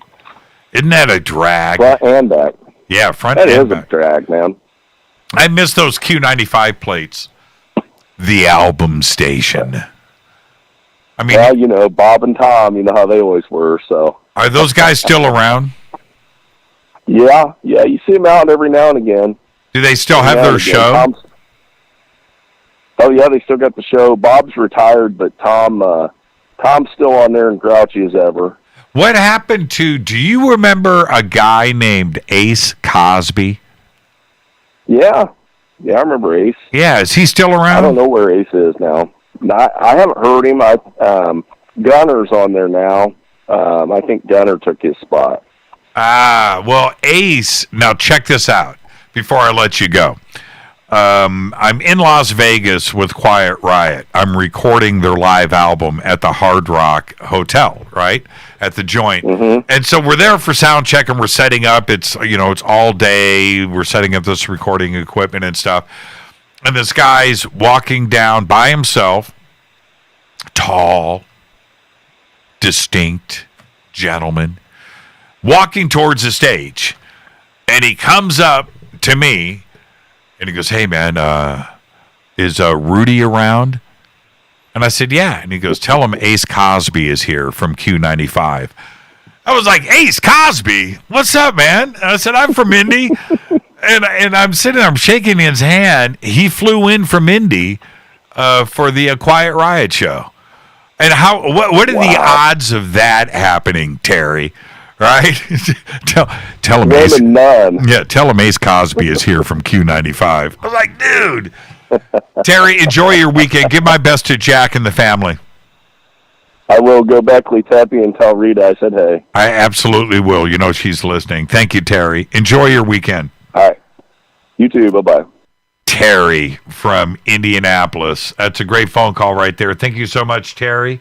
And, Ace Cosby was a rock and roll DJ that, in my opinion, was the best DJ in Indianapolis, one of the best in the country. But we, especially in the 80s, grew up with Ace Cosby. That man was king. Hi, you're live on Fade to Black. Who's calling? Hey, this is Mike. How you doing, Jimmy? I'm doing good, Mike. Where are you calling from? I'm calling from Houston. Well, first off, I was calling about last week on Fader Night. Skater Lisa called in and was she showed off a picture with the UFO in it that she didn't even know about. Yeah. And so there was the thing that she was talking about was actually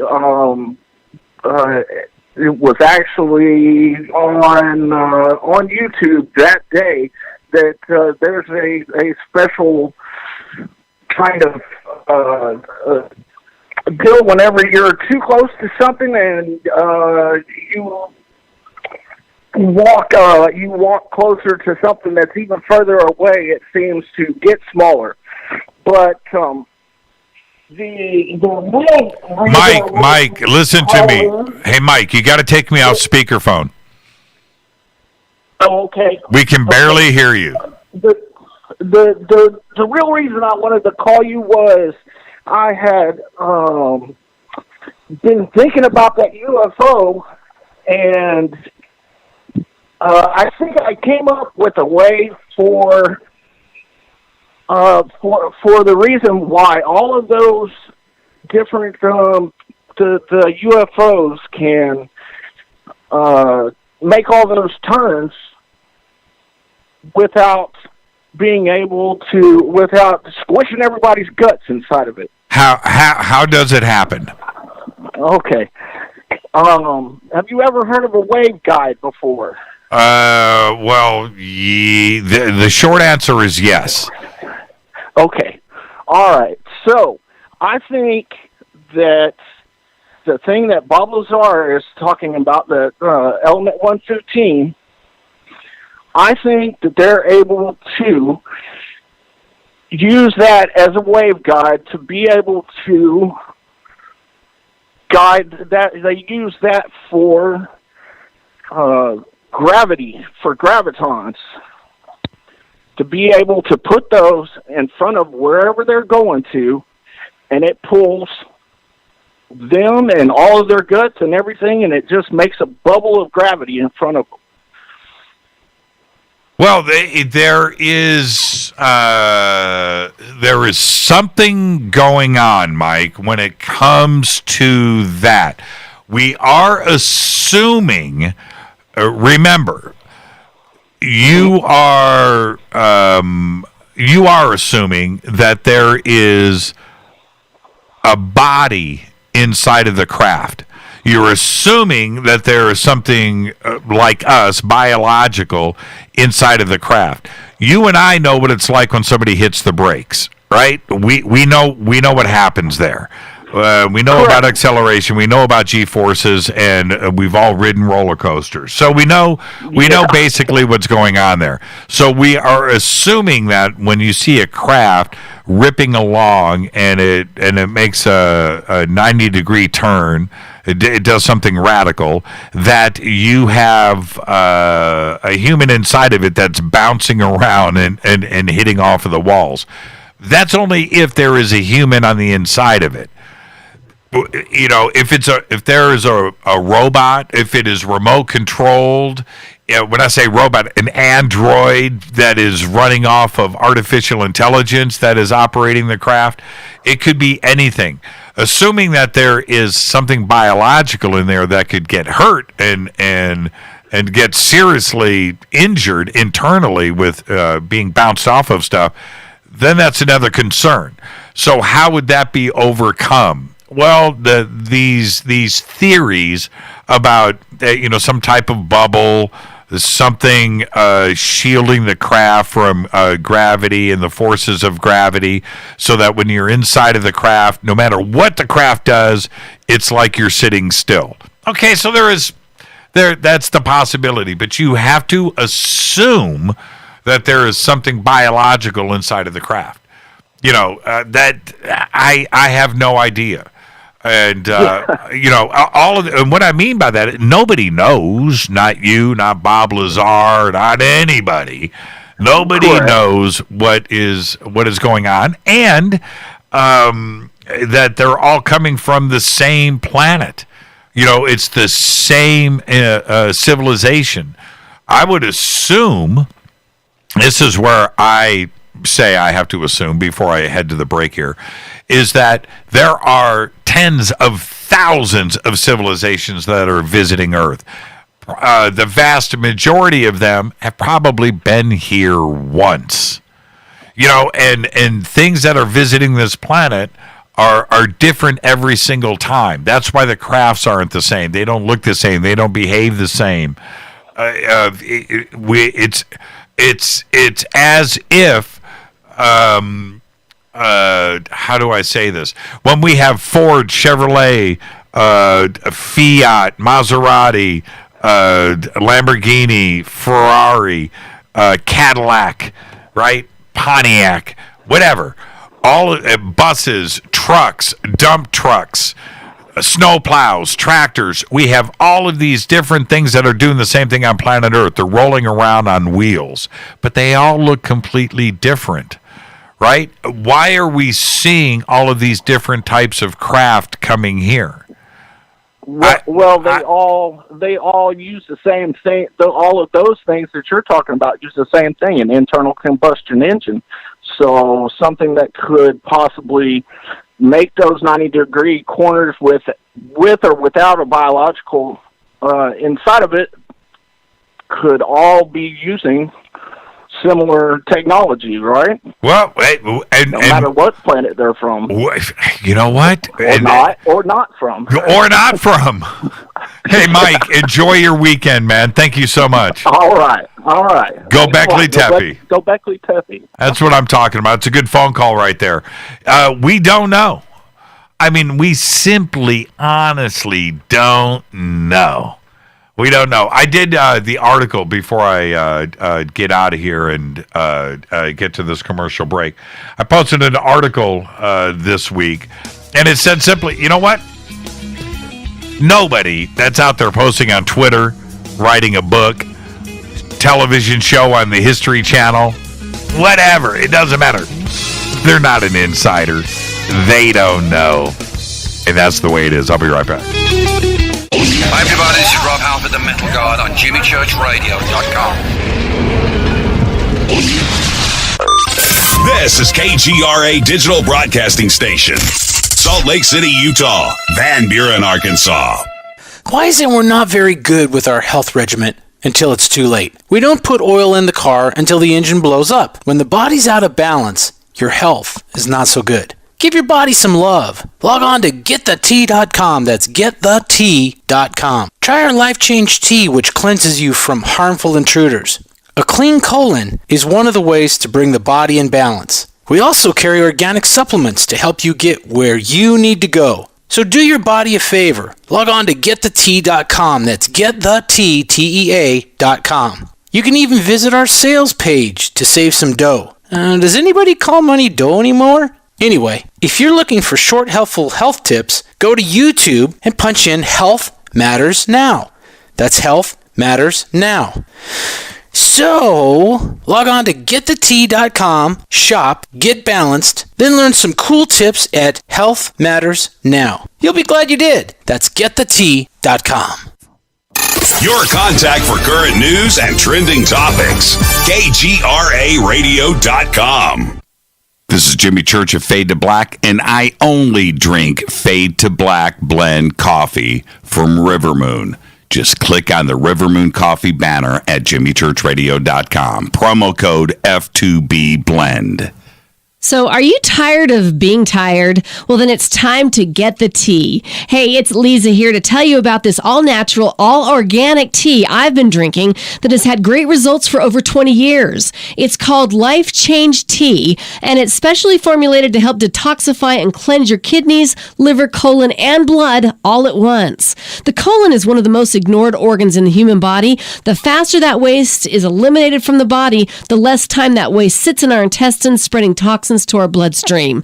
This tea helps cleanse chemicals caused by outside intruders from our entire digestive system. And get this, weight loss can be a side effect. And with continued use of the tea, you can experience clearer, healthier, younger looking skin, increased energy, and a happier outlook on life. So if you're tired of being tired, get the Life Change Tea at GetTheT.com. That's GetTheT.com. And like me, you'll be glad you did. Did you know that when you're on the road with limited data or Wi-Fi available, you can still listen to every minute of Fade to Black by just calling 605-562-4482. No smartphone, app, or internet needed. It saves your data plan and no extra cost if you have unlimited minutes. Just call 605-562-4482. You can listen to me, Jimmy Church, on any phone, anytime, anywhere. Go Beckley Tappy.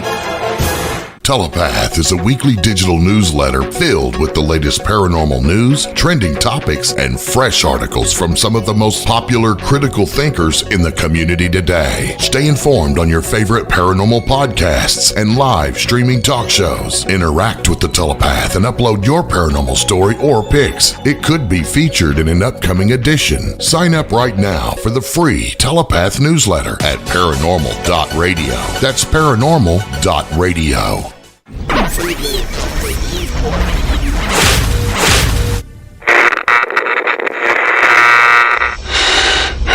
You want to know a secret? I love ponies. I really love ponies. I'm serious. I couldn't stay sane without ponies to brush. Why Fade to Black? Because you never got that pony, damn it.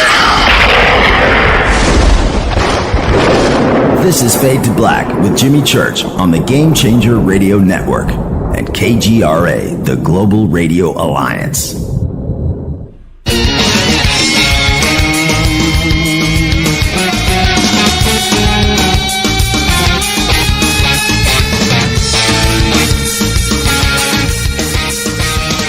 Welcome back, Fade to Black. I am your host, Jimmy Church. It is Thursday night. It is Fader Night. Open lines all night long, 747-228-2051.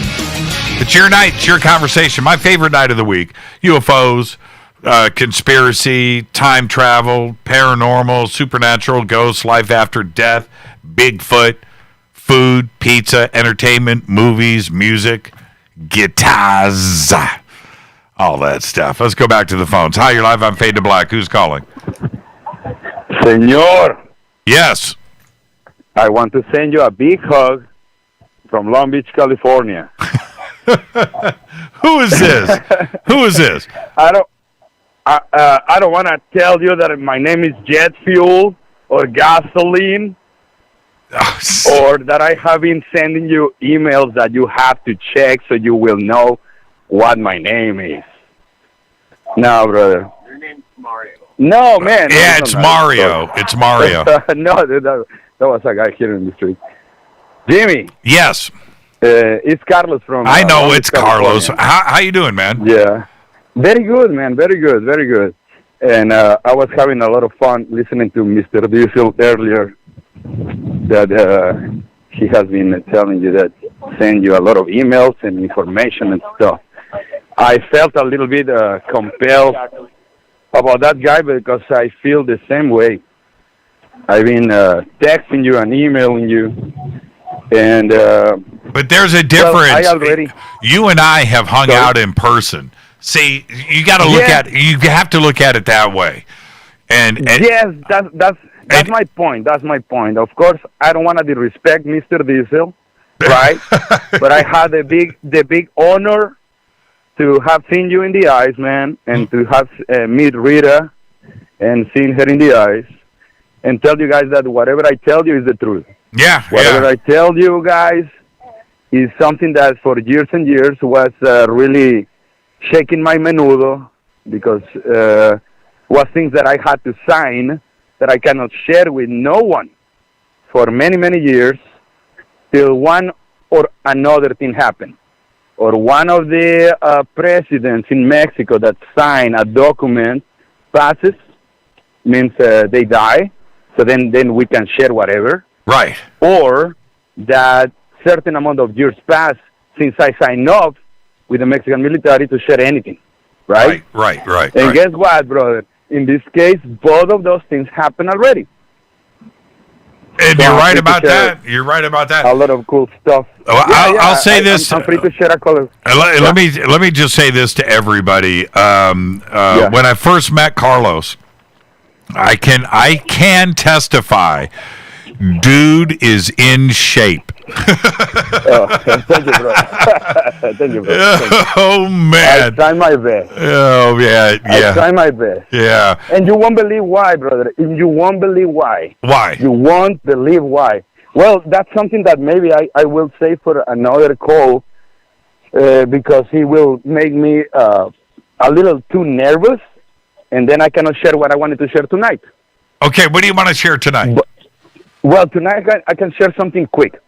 Like 3 weeks ago, or maybe 2, I got this ping. Well, you know what a ping is? Maybe for some of your listeners, I want to refresh their memory if they remember it. And if they don't know, maybe it's my opportunity to share some lessons. A ping is when a craft, an ET craft, an alien craft, right? And actually could be a USA craft or any other nation craft that can communicate with you telepathically. Sorry, I know, I sound like Diesel now, right? But when they want to communicate with you, they do what we call it a ping. A ping is just a little sign, a little something, you know? A ping. Yeah, a ping. Like a little, you know, like when your mom acknowledges you that you're in the driveway and she honks at you. That's right? a ping. So move out of the way. Yeah, kind of that. Right. So you ping, you kind of send a signal, hey, if you guys are around, you know, I'm here in Long Beach. So they ping you, they send you a little blink, or sometimes they just totally declock themselves and they just float around you and they just hang out a little bit. They ping you. Again, they ping you. Okay, so we call it so you got pinged. 3 weeks ago, you got the ping. You got the alert. Yeah, but let me tell you, this is the funny part. I was listening to you, brother. I was listening to your show. You know, I was at the end of my street right by the beach here in Long Beach. And then all of a sudden, I feel this need to look back, right, to look behind me. And then I see this craft that for me is not abnormal. It's common. I mean, having this for more than 20 years, as I explained to you guys in a previous episode, and I think it's the 969. So if I don't remember wrong, was the episode 969.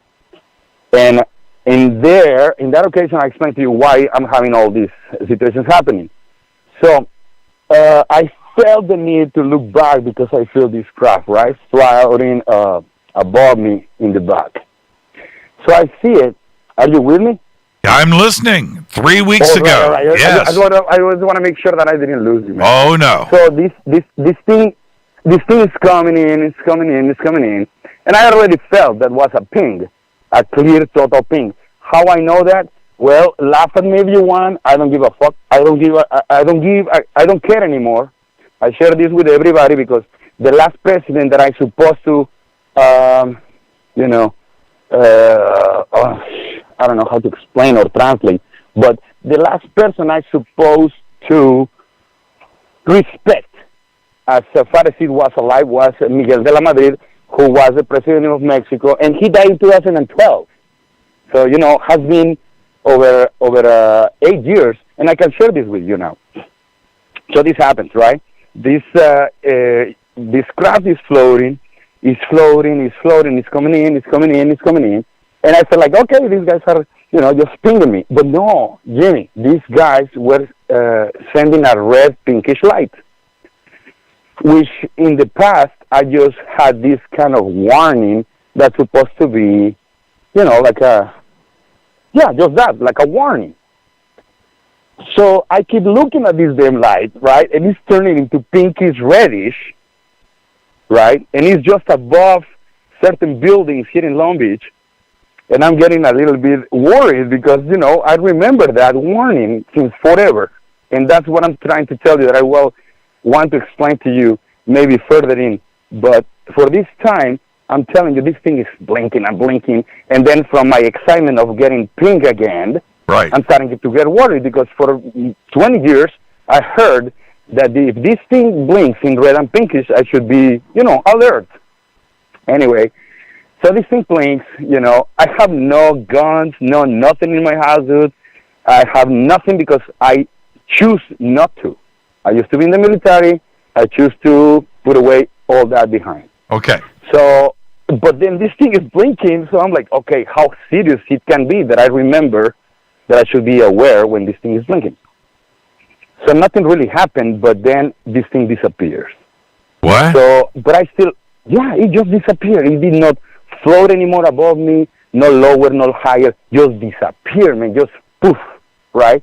But I still, Jimmy, I feel this ugly sensation in my body, in my stomach, like when you know that somebody's gonna hit you in the head with a baseball bat from the back. Horrible, brother. So I look up, and there is another craft. And this damn craft looks like seriously, don't laugh at me, please, looks like a plastic bag from the supermarket. No. All right? Right. Squarish, kind of wibbly, kind of roundish, and it's wibbling around me above my head, right? High enough. I'm not telling you that it was, right above my head. No. It was probably like a, 10-story building, and it's floating. So then I got it. The first craft was warning me about this second craft. Right. Again, Jimmy, I met you. I had the honor to meet you in the, that event, that concert in the... Disclosure Fest. Disclosure Fest, man. And I met you and Jimmy and Carson, and, I shared this with Carson, too, about my Telosan encounter. So I'm telling you, this damn thing got me the chibis, and I'm not the kind of guy that gets chibis. No, right? I don't see that. I was shaking, brother. Yeah. Dude, I was shaking. If you shake, Carlos, then I'm scared. No, dude, Jimmy, I was so freaking scared. Right. My eyes were tearing, Jimmy. I didn't know why, and I was freaking out. And I thought, you know what? In my life ever, I have had what everybody calls anxiety attacks or anything like that. Right. So this is not gonna be the first time, right? And I know on purpose, I do not own any guns and any firearms, nothing like that. I don't want to, because I know what kind of trouble that can get me into. So I realized that if it was something that really was threatening, I don't know, my life or something, I should be prepared, right? And I thought, but what am I going to do? I mean, I don't have a gun. I barely have a knife and a machete in my truck that I use for my clients and when we're going hiking. So I was, really worried. So I went back to my house. Right. What happened? And I come down. Yeah. Yeah, and I come down and I meditate. And I got it. Was that, like, there was this first craft that was warning me about the second one. Both of those, Jimmy, I took video of them, okay? I took video of them. And then I send you a couple of texts. So that's what I'm saying in a very respectful way to Mr. Diesel, right, that called earlier. I send you emails, I send you texts, and I'm like, dude, this just happened to me. So I wanted to share it with you guys. And I text these guys from Second Face of Moon. Uh-huh. Is that the YouTube channel? Okay. So some of the followers of that channel text me back. And they're like, dude, we saw the same damn thing. There is this blinky light that turns into red, pinkish, right? And then disappears. So I go to the channel of these guys, the Second Face of Moon, and they have a slightly different version of what I saw. They have this light or a beam that is coming from nowhere in the universe and hits Earth, right? It looks like a laser. And then everybody all over the planet has seen it blinking. Then I started feeling like, oh, fuck, I mean, I thought I was the only one, I was being exclusive. No, there is a ton of people that saw the same thing. At the end, obviously, I felt relieved because, obviously, I'm at 44 years old. I don't want to start thinking, well, maybe some of the things I know may not be real. Seriously, Jimmy, at this point, yes, you still doubt yourself, but then you go back to reality. You call people like you, and then you confirm that you're still in this 3D reality where we haven't transcended to the 4 or 5D. And I know I have to stop right there. Yep. Hey, Carlos, Yeah. that's incredible. So that was 3 weeks ago in Long Beach. And thank you for sharing that with us. But I have a bigger question. Yeah. Are you coming to Disclosure Fest in October? Absolutely. Oh my God, dude. I danced the last time. I danced. Oh yeah, you like danced. I never danced in my life, brother. Yeah, you were having fun. But it's also my birthday, okay? It's on my birthday this year. So celebrate it then. Absolutely, man. And I look forward to seeing you again. Yeah, absolutely, yeah. Hey, I'm Carlos. really happy to hang out with you guys. Carlos, enjoy your weekend, man. Go Beckley Tepe. Same for you guys. So and say hi to Rita for me. I sure will. Thank you so much, Carlos. And Good night, guys. Yeah, you too. Have a great weekend. That's Carlos from Long Beach. And how do I say this? One of the coolest guys that I know. Great guy. 3 weeks ago over Long Beach, two sightings, 2 videos. Let's go back to the phones. Hi, you're live on Fade to Black. Who's calling? You're live. 3, 2, 1. Man, I hate to do this. There it is. Bye-bye. Okay, I can't. It kills me to have to do that. But man, the second you hear my voice, you need to be ready to go. All right, I'm going to answer the call that has been on hold the longest. Hi, you're live on Fade to Black. Who's calling?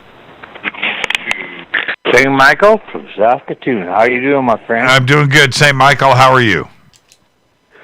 Wonderful. I have a curiosity about who won the hat. That was Nick with the orange orb. Oh, bro, it was a good story. It was. I don't mean to say story. I don't, because I have an experience that I want to explain to you that I tried to call in that night, and you had your phone lines go down and such. Oh, Jimmy Church, I love you. I love you, bro. But my wife, I have it written down on the calendar, May 21st, 2020, right? Right. And I'm sitting here in the house, in the living room, and I hear like jets. Not like we have airplanes fly over our place and stuff, but not jets. Jets have like a grumbling with their afterburners going like it. You understand the difference between them, okay? And I'm saying to my wife, I'm going like, that's weird. And then it happened again, right? Another jet, CF-18, right? Flying over our house. Right.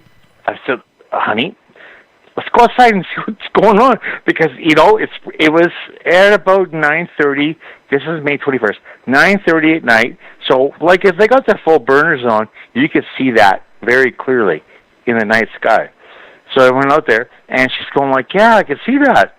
And then they're circling. They're circling west of our house, Jimmy Church. West of our house, they're circling, and we're looking and looking. And I'm looking at my wife, and she says, do you see that? I go, yeah. I said, that's not Mars, because Mars is north,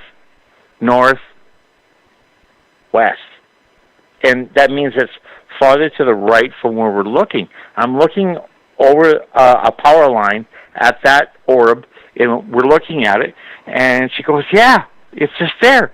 And they're circling it because she's seeing the F-18s breaking around, and then you can see them behind the orb as they turned around. This is May 21st, 2020. Okay, so, and one F-18 would go out. He would just go out.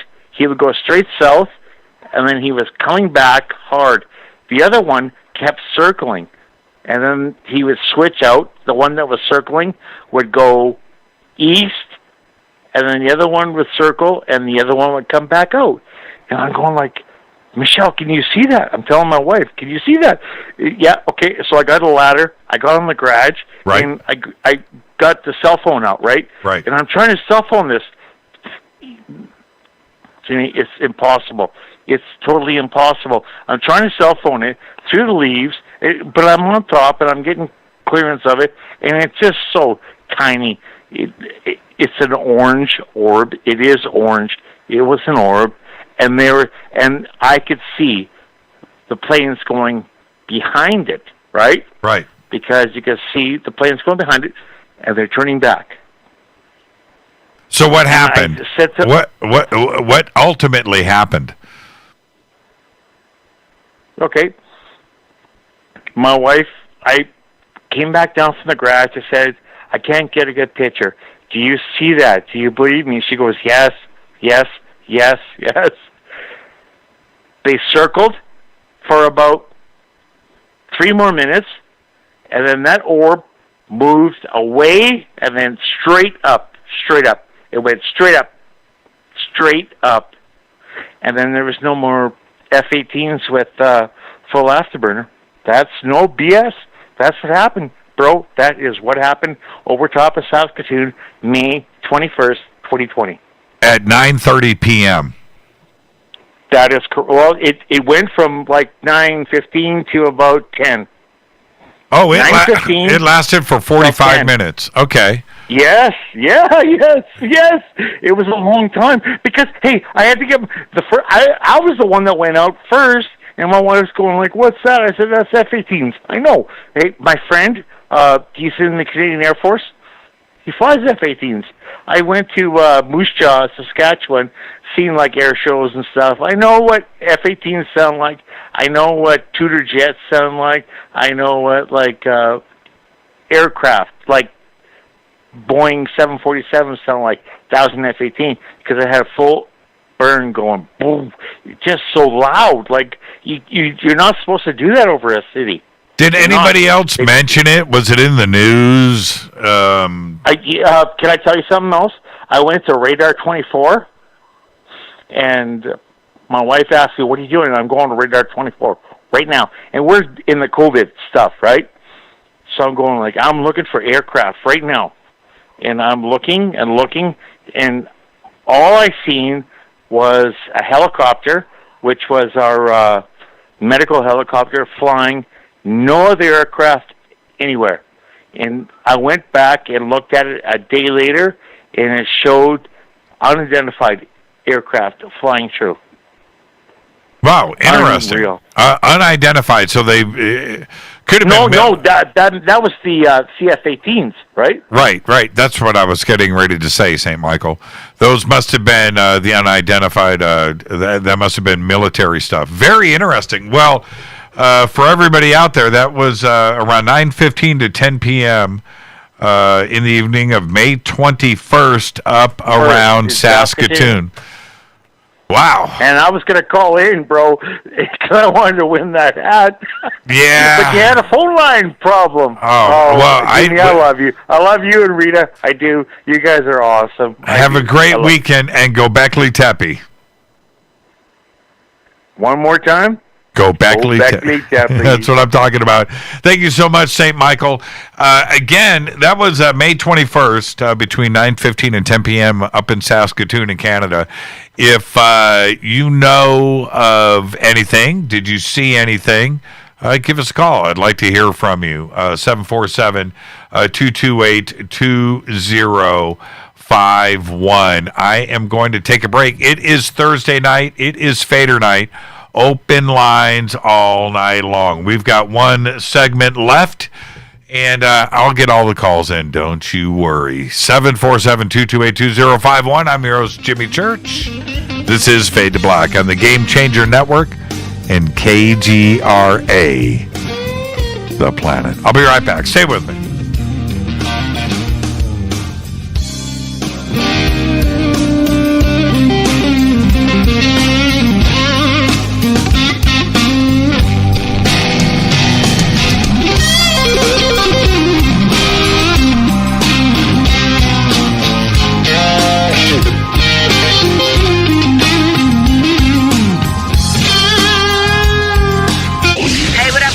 Vivica Fox here, and you are listening to my boy, Jimmy Church, on JimmyChurchRadio.com. Despite popular opinion, reading a book will not make you smarter. But listening to Jimmy Church will. This is Jimmy Church of Fade to Black, and I take Life Change Tea supplements every single day. It's what I do. Click on their banner at JimmyChurchRadio.com. When you take the beans from Central America with dashes of Indonesian and African mixed in and then roast it to the dark side of Fade to Black, you create the ultimate brew of fringe. Introducing the Fade to Black blend from River Moon Coffee. Yes, River Moon's darkest customized roast was created for the love of Fade to Black. The alchemy of masterful roasting and smoking the beans is in every sip of this full-bodied, dark Java. I need my coffee dark, deep, with distinct bittersweet chocolate highlights, just like the bunker. Leaning further into the darkness of the roast is Fade to Black blend from River Moon Coffee. Just click on the banner at JimmyChurchRadio.com and use the promo code F2BBLEND for 15% off of your order today. Go Beckley Tepe.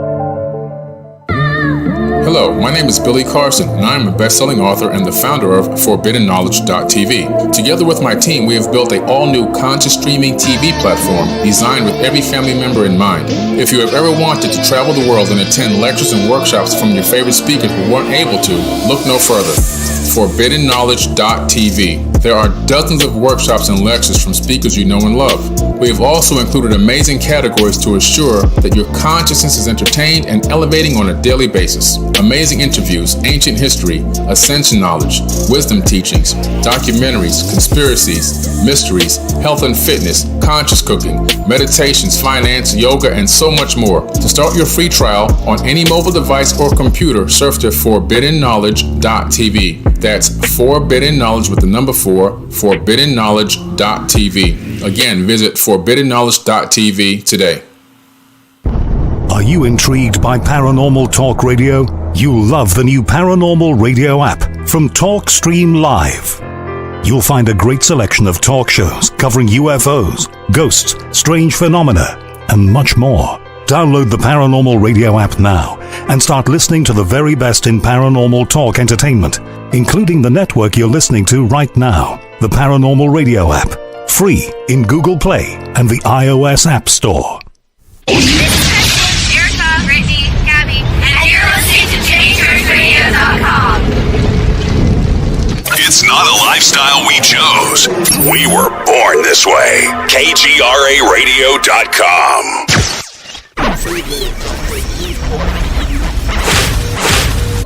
This is KJCR at JimmyChurchRadio.com.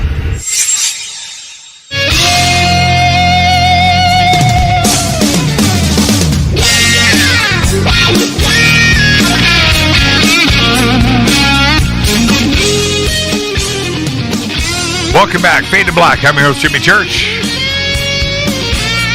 on the Game Changer Network and KGRA The Planet.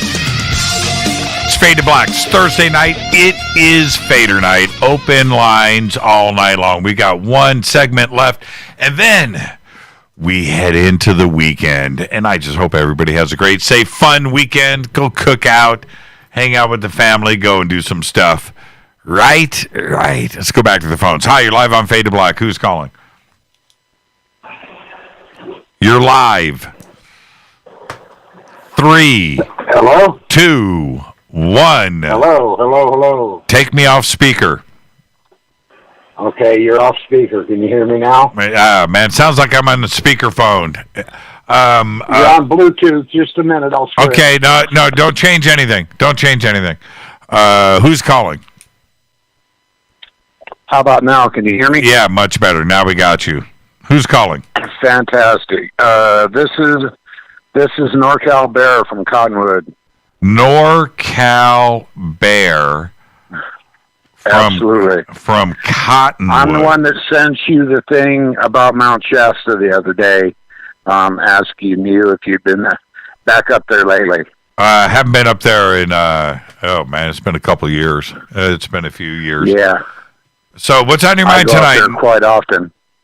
I actually got a story for you.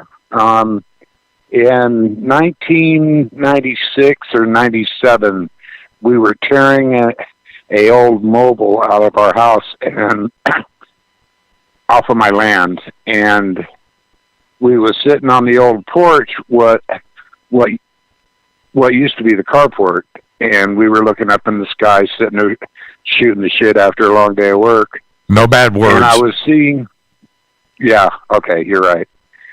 I seen these lights, actually a light flashing up in the air, and I told my girlfriend at the time, I said, look at this, that ain't no plane, that's the wrong colors.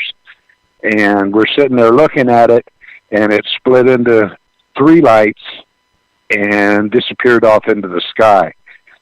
And I'm like, whoa, did you see that? And she says, yeah, I seen that. That's the only time I've ever seen anything weird like that, but that was something that it absolutely wasn't an airplane or a chopper or anything like that. I thought it was a pretty amazing sight. And I wanted to... and number 2, you said something yesterday about your monitor shaking.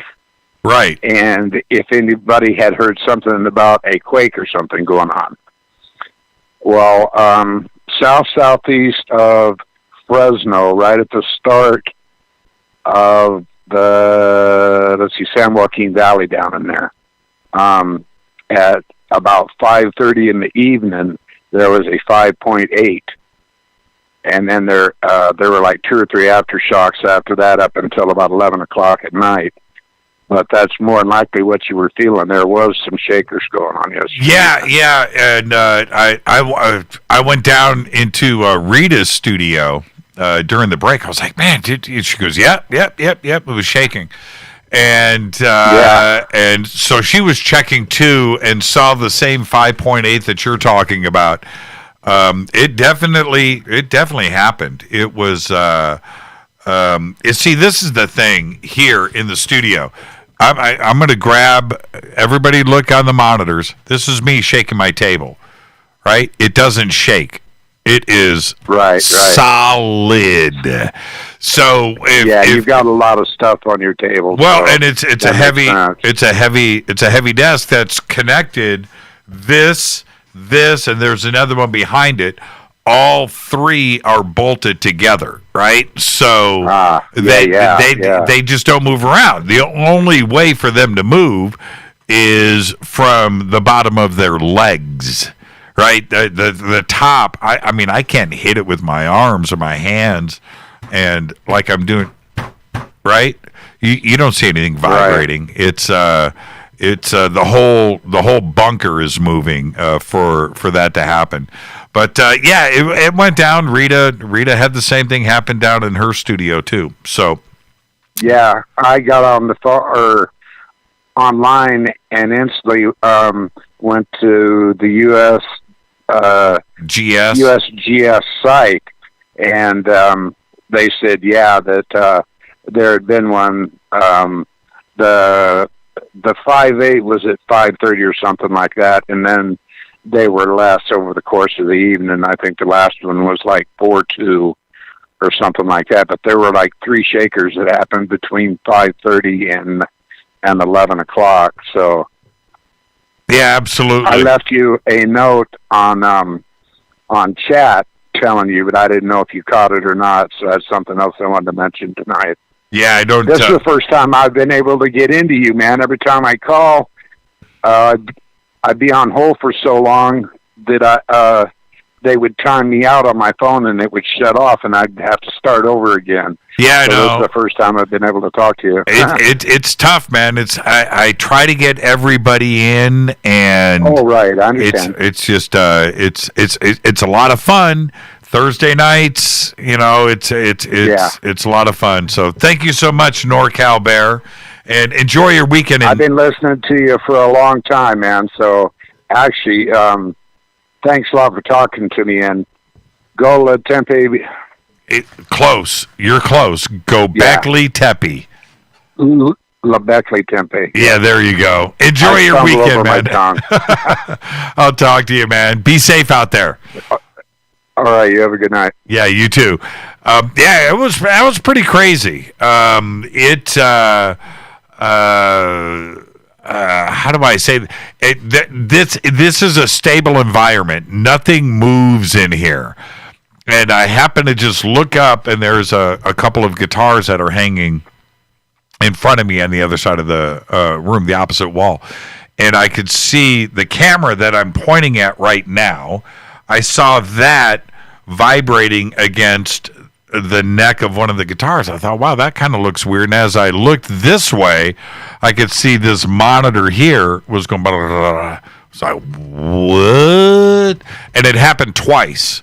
It stopped and then started again. And, that's, like I said, this is a very stable environment that we're in. And when that took off, I knew something was going on out there in the real world.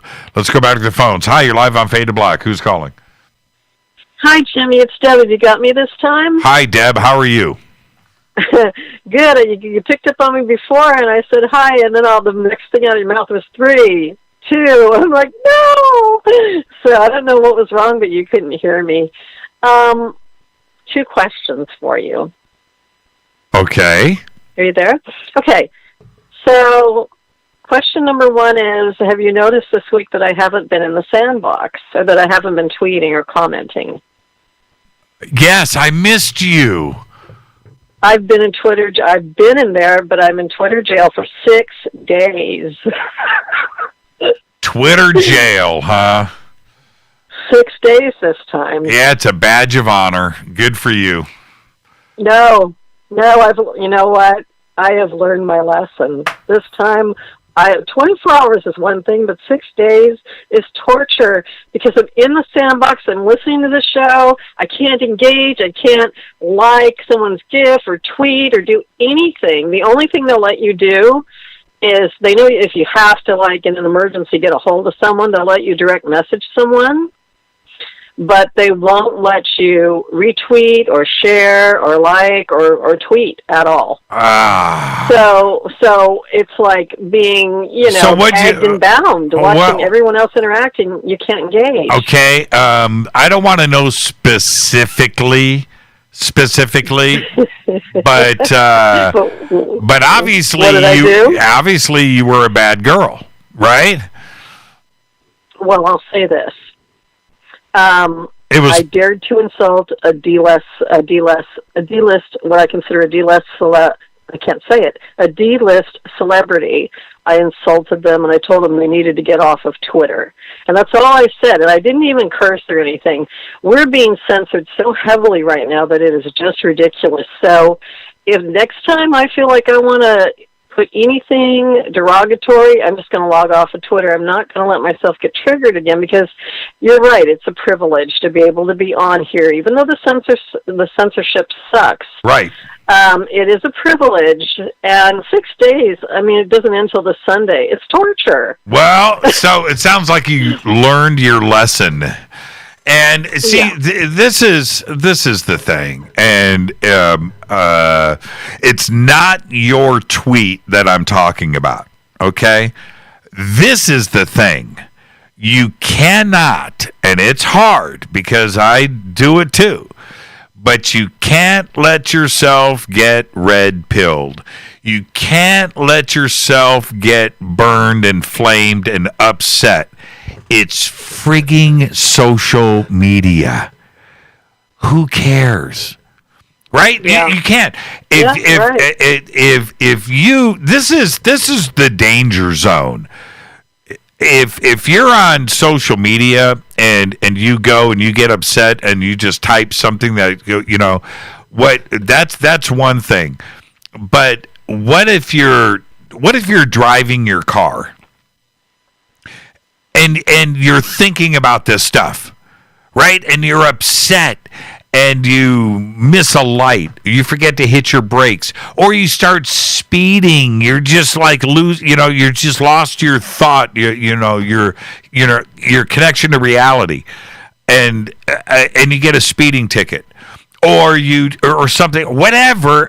I'm talking about a car. It could be you in a supermarket pushing a shopping cart around, and you're thinking about stupid Twitter, right? And somebody that got under your skin, right? And you run over somebody's dog with the shopping cart, whatever. But my point is, that is what I'm talking about. You can't let social media take over your mind. You can't do it. It's just social media. And everybody does it. I do it.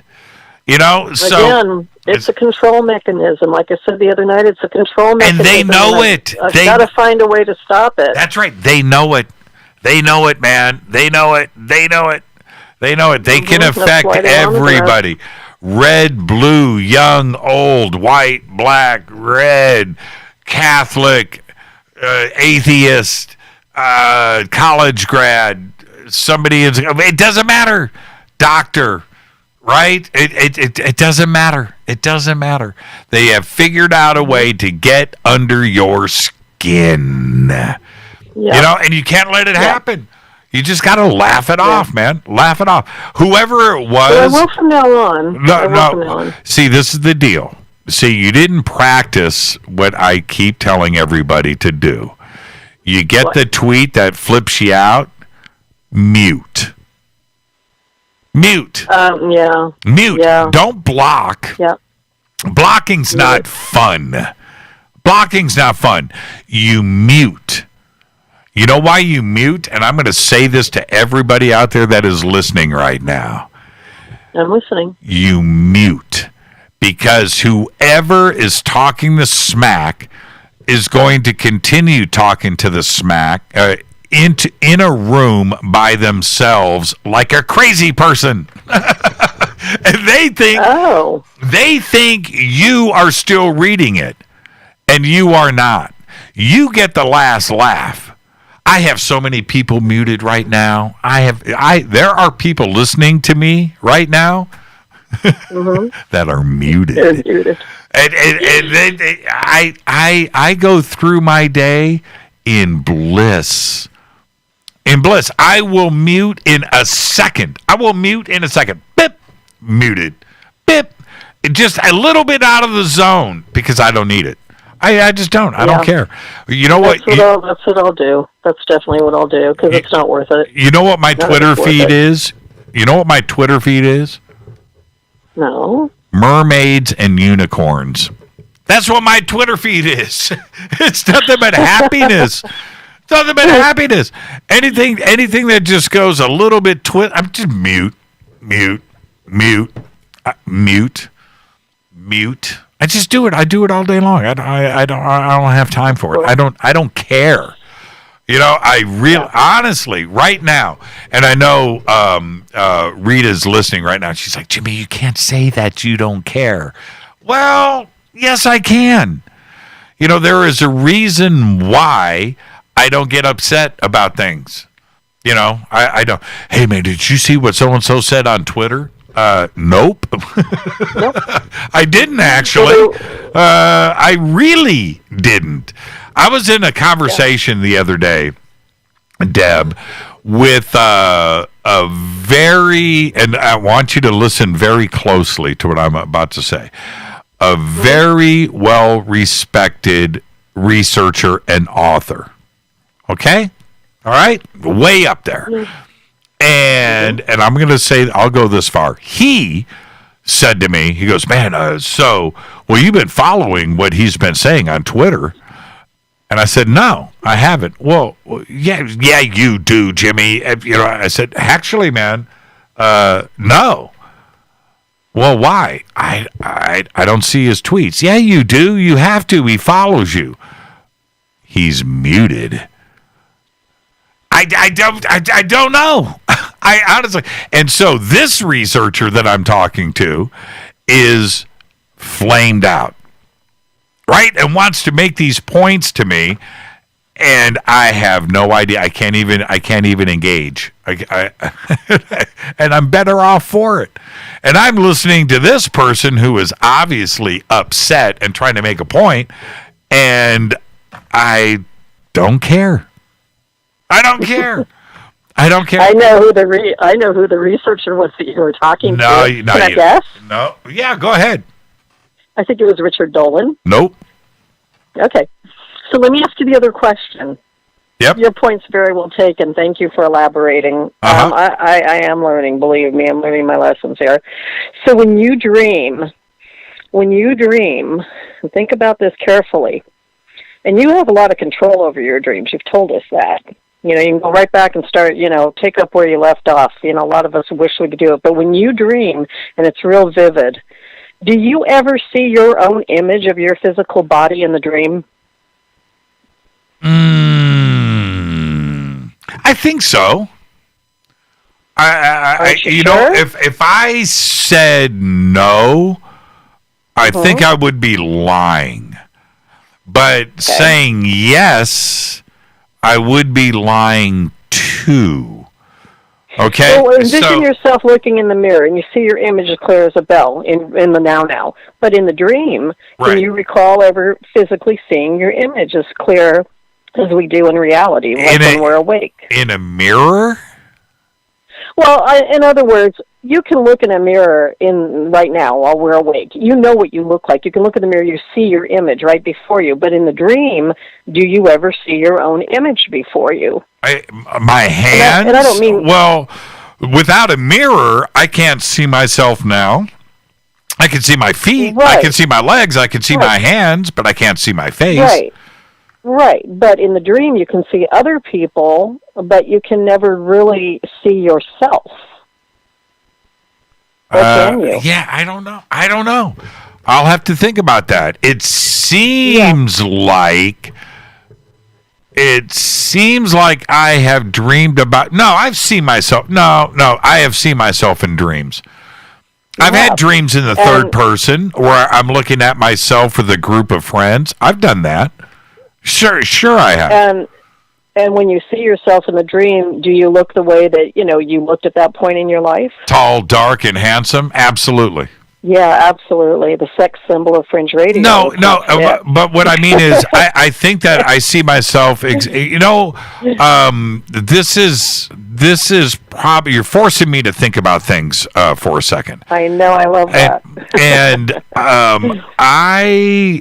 I dream the image that I have in my dreams is the 16-year-old version of myself. That's what I see. That's what I see. It doesn't matter. I would think that I had this crazy series of dreams over the last couple of years. I may have talked about this before on the air, maybe not, but where Rita and I are going across the country to different cities, driving and renting houses and apartments and like staying in these cities. Like just weird places and kooky, the weird thing. We rented a place in Atlanta. We went to, I want to say like Charlotte. Then I think we did something in Knoxville.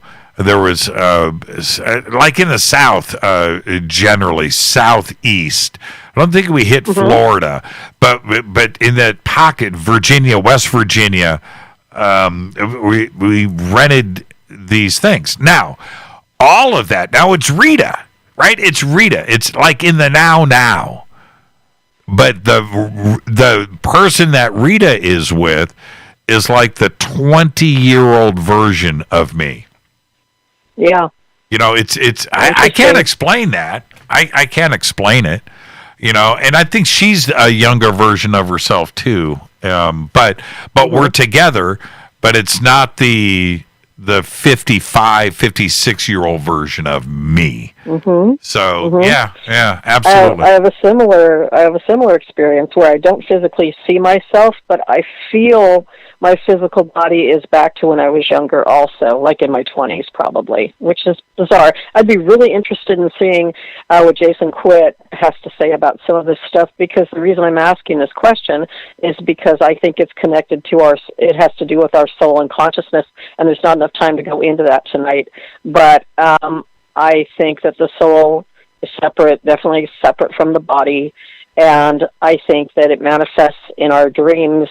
And that's why I can't see myself, because I'm astro traveling. Does that make sense? Yeah. Okay. And staying back on this subject. Yeah, sorry. I'll tell you. No, it's okay.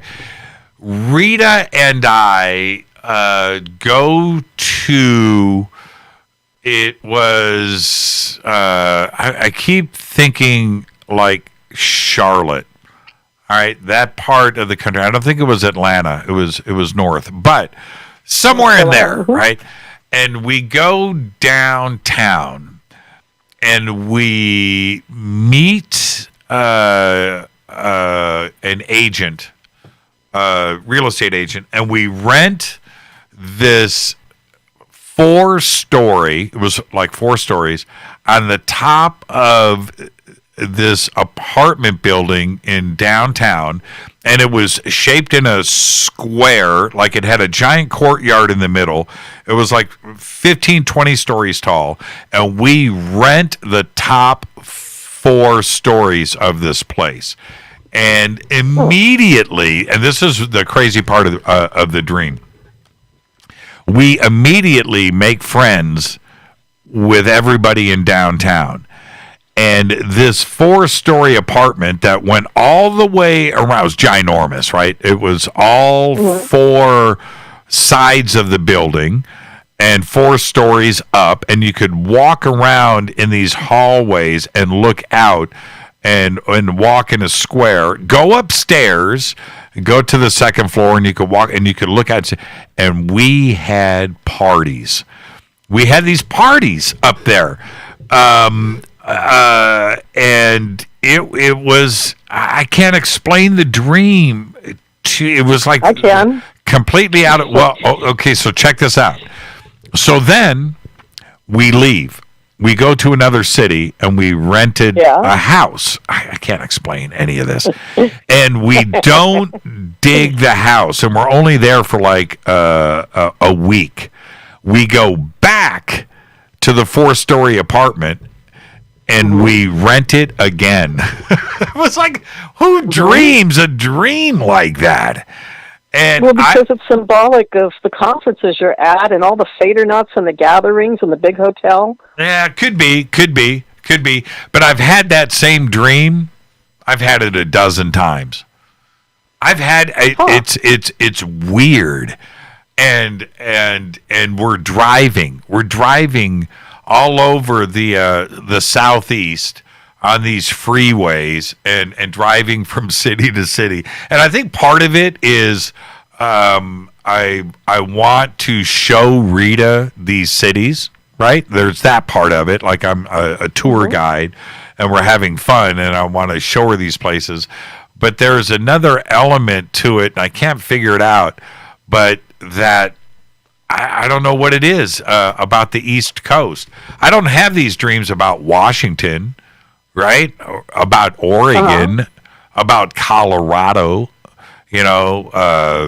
Phoenix, right? I don't in Nevada. It's always like West Virginia, North and South Carolina, and Georgia. Like right there. Have you been to that part of the country? Oh, a million times. Oh, okay. That's my other theory then. Yeah, I had. We went to. I remember now. The house that we rented when we left. I don't think it was Atlanta. We went to Raleigh, Durham. And we rented a house there. And it was a kooky house. It wasn't like some normal thing. But we went to Raleigh, Durham. Raleigh, Durham. Who dreams about Raleigh, Durham? I can't, and it was like, and I've had it over and over and over again. One day, Rita and I are going to drive through Raleigh, Durham. And we're going to get to Chapel Hill. These and I don't know if we're gonna have this crazy deja vu thing. What if we do? What if we stay at a house in Chapel Hill? I don't know. I don't know. What if we end up renting an apartment in Charlotte? I don't know what the significance is. Hey, Deb. Yeah, I don't know. But it's all precognitive, deja vu, whatever you want to call it. It's all connected, like you always say. Somebody just said, "Do I eat a lot of chocolate before bed?" No. Should I? That's interesting. Does chocolate help you dream? I have the craziest dreams, and I eat chocolate before I go to bed. Is that right? Real crazy. Is that right? Absolutely. Who tweeted that? Well, I did happen to my daughter last night. She goes, "Look what I got you." I said, "What?" She goes, "Chocolate-covered Nutter Butters." Ooh. Yeah. So maybe that'll work.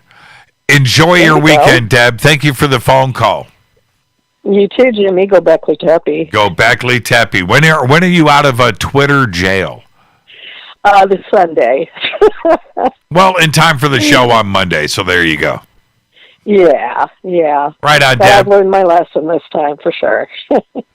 Have a great weekend. Go Beckley Teppy. That's Deb from Sacramento. And another great night on the show. Thank you so much. Nothing like Fader Night. It is truly. It's no joke. It's my favorite night of the week. Fade to Black's executive producers, Rita Camarion. Show is produced by Hilton J. Palm, Renee, Dennis, and Kevin. Announcers are Steve Harder, Gene Bateau, and Mark D. Kovar. Webmaster is Drew the Geek. Music, Doug Aldrich. Intro, Spaceboy. SpaceboyMusic.com. Fade to Black is produced by KJCR for the Game Changer Network. Syndication is KGRA, The Planet. This broadcast owned and copyrighted 2020 by Fade to Black and the Game Changer Network, Inc.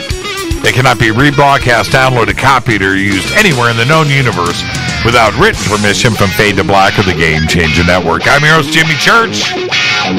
We'll see everybody on Monday, but until then, have a great, safe, fun and amazing weekend. Go Beckley Tepe.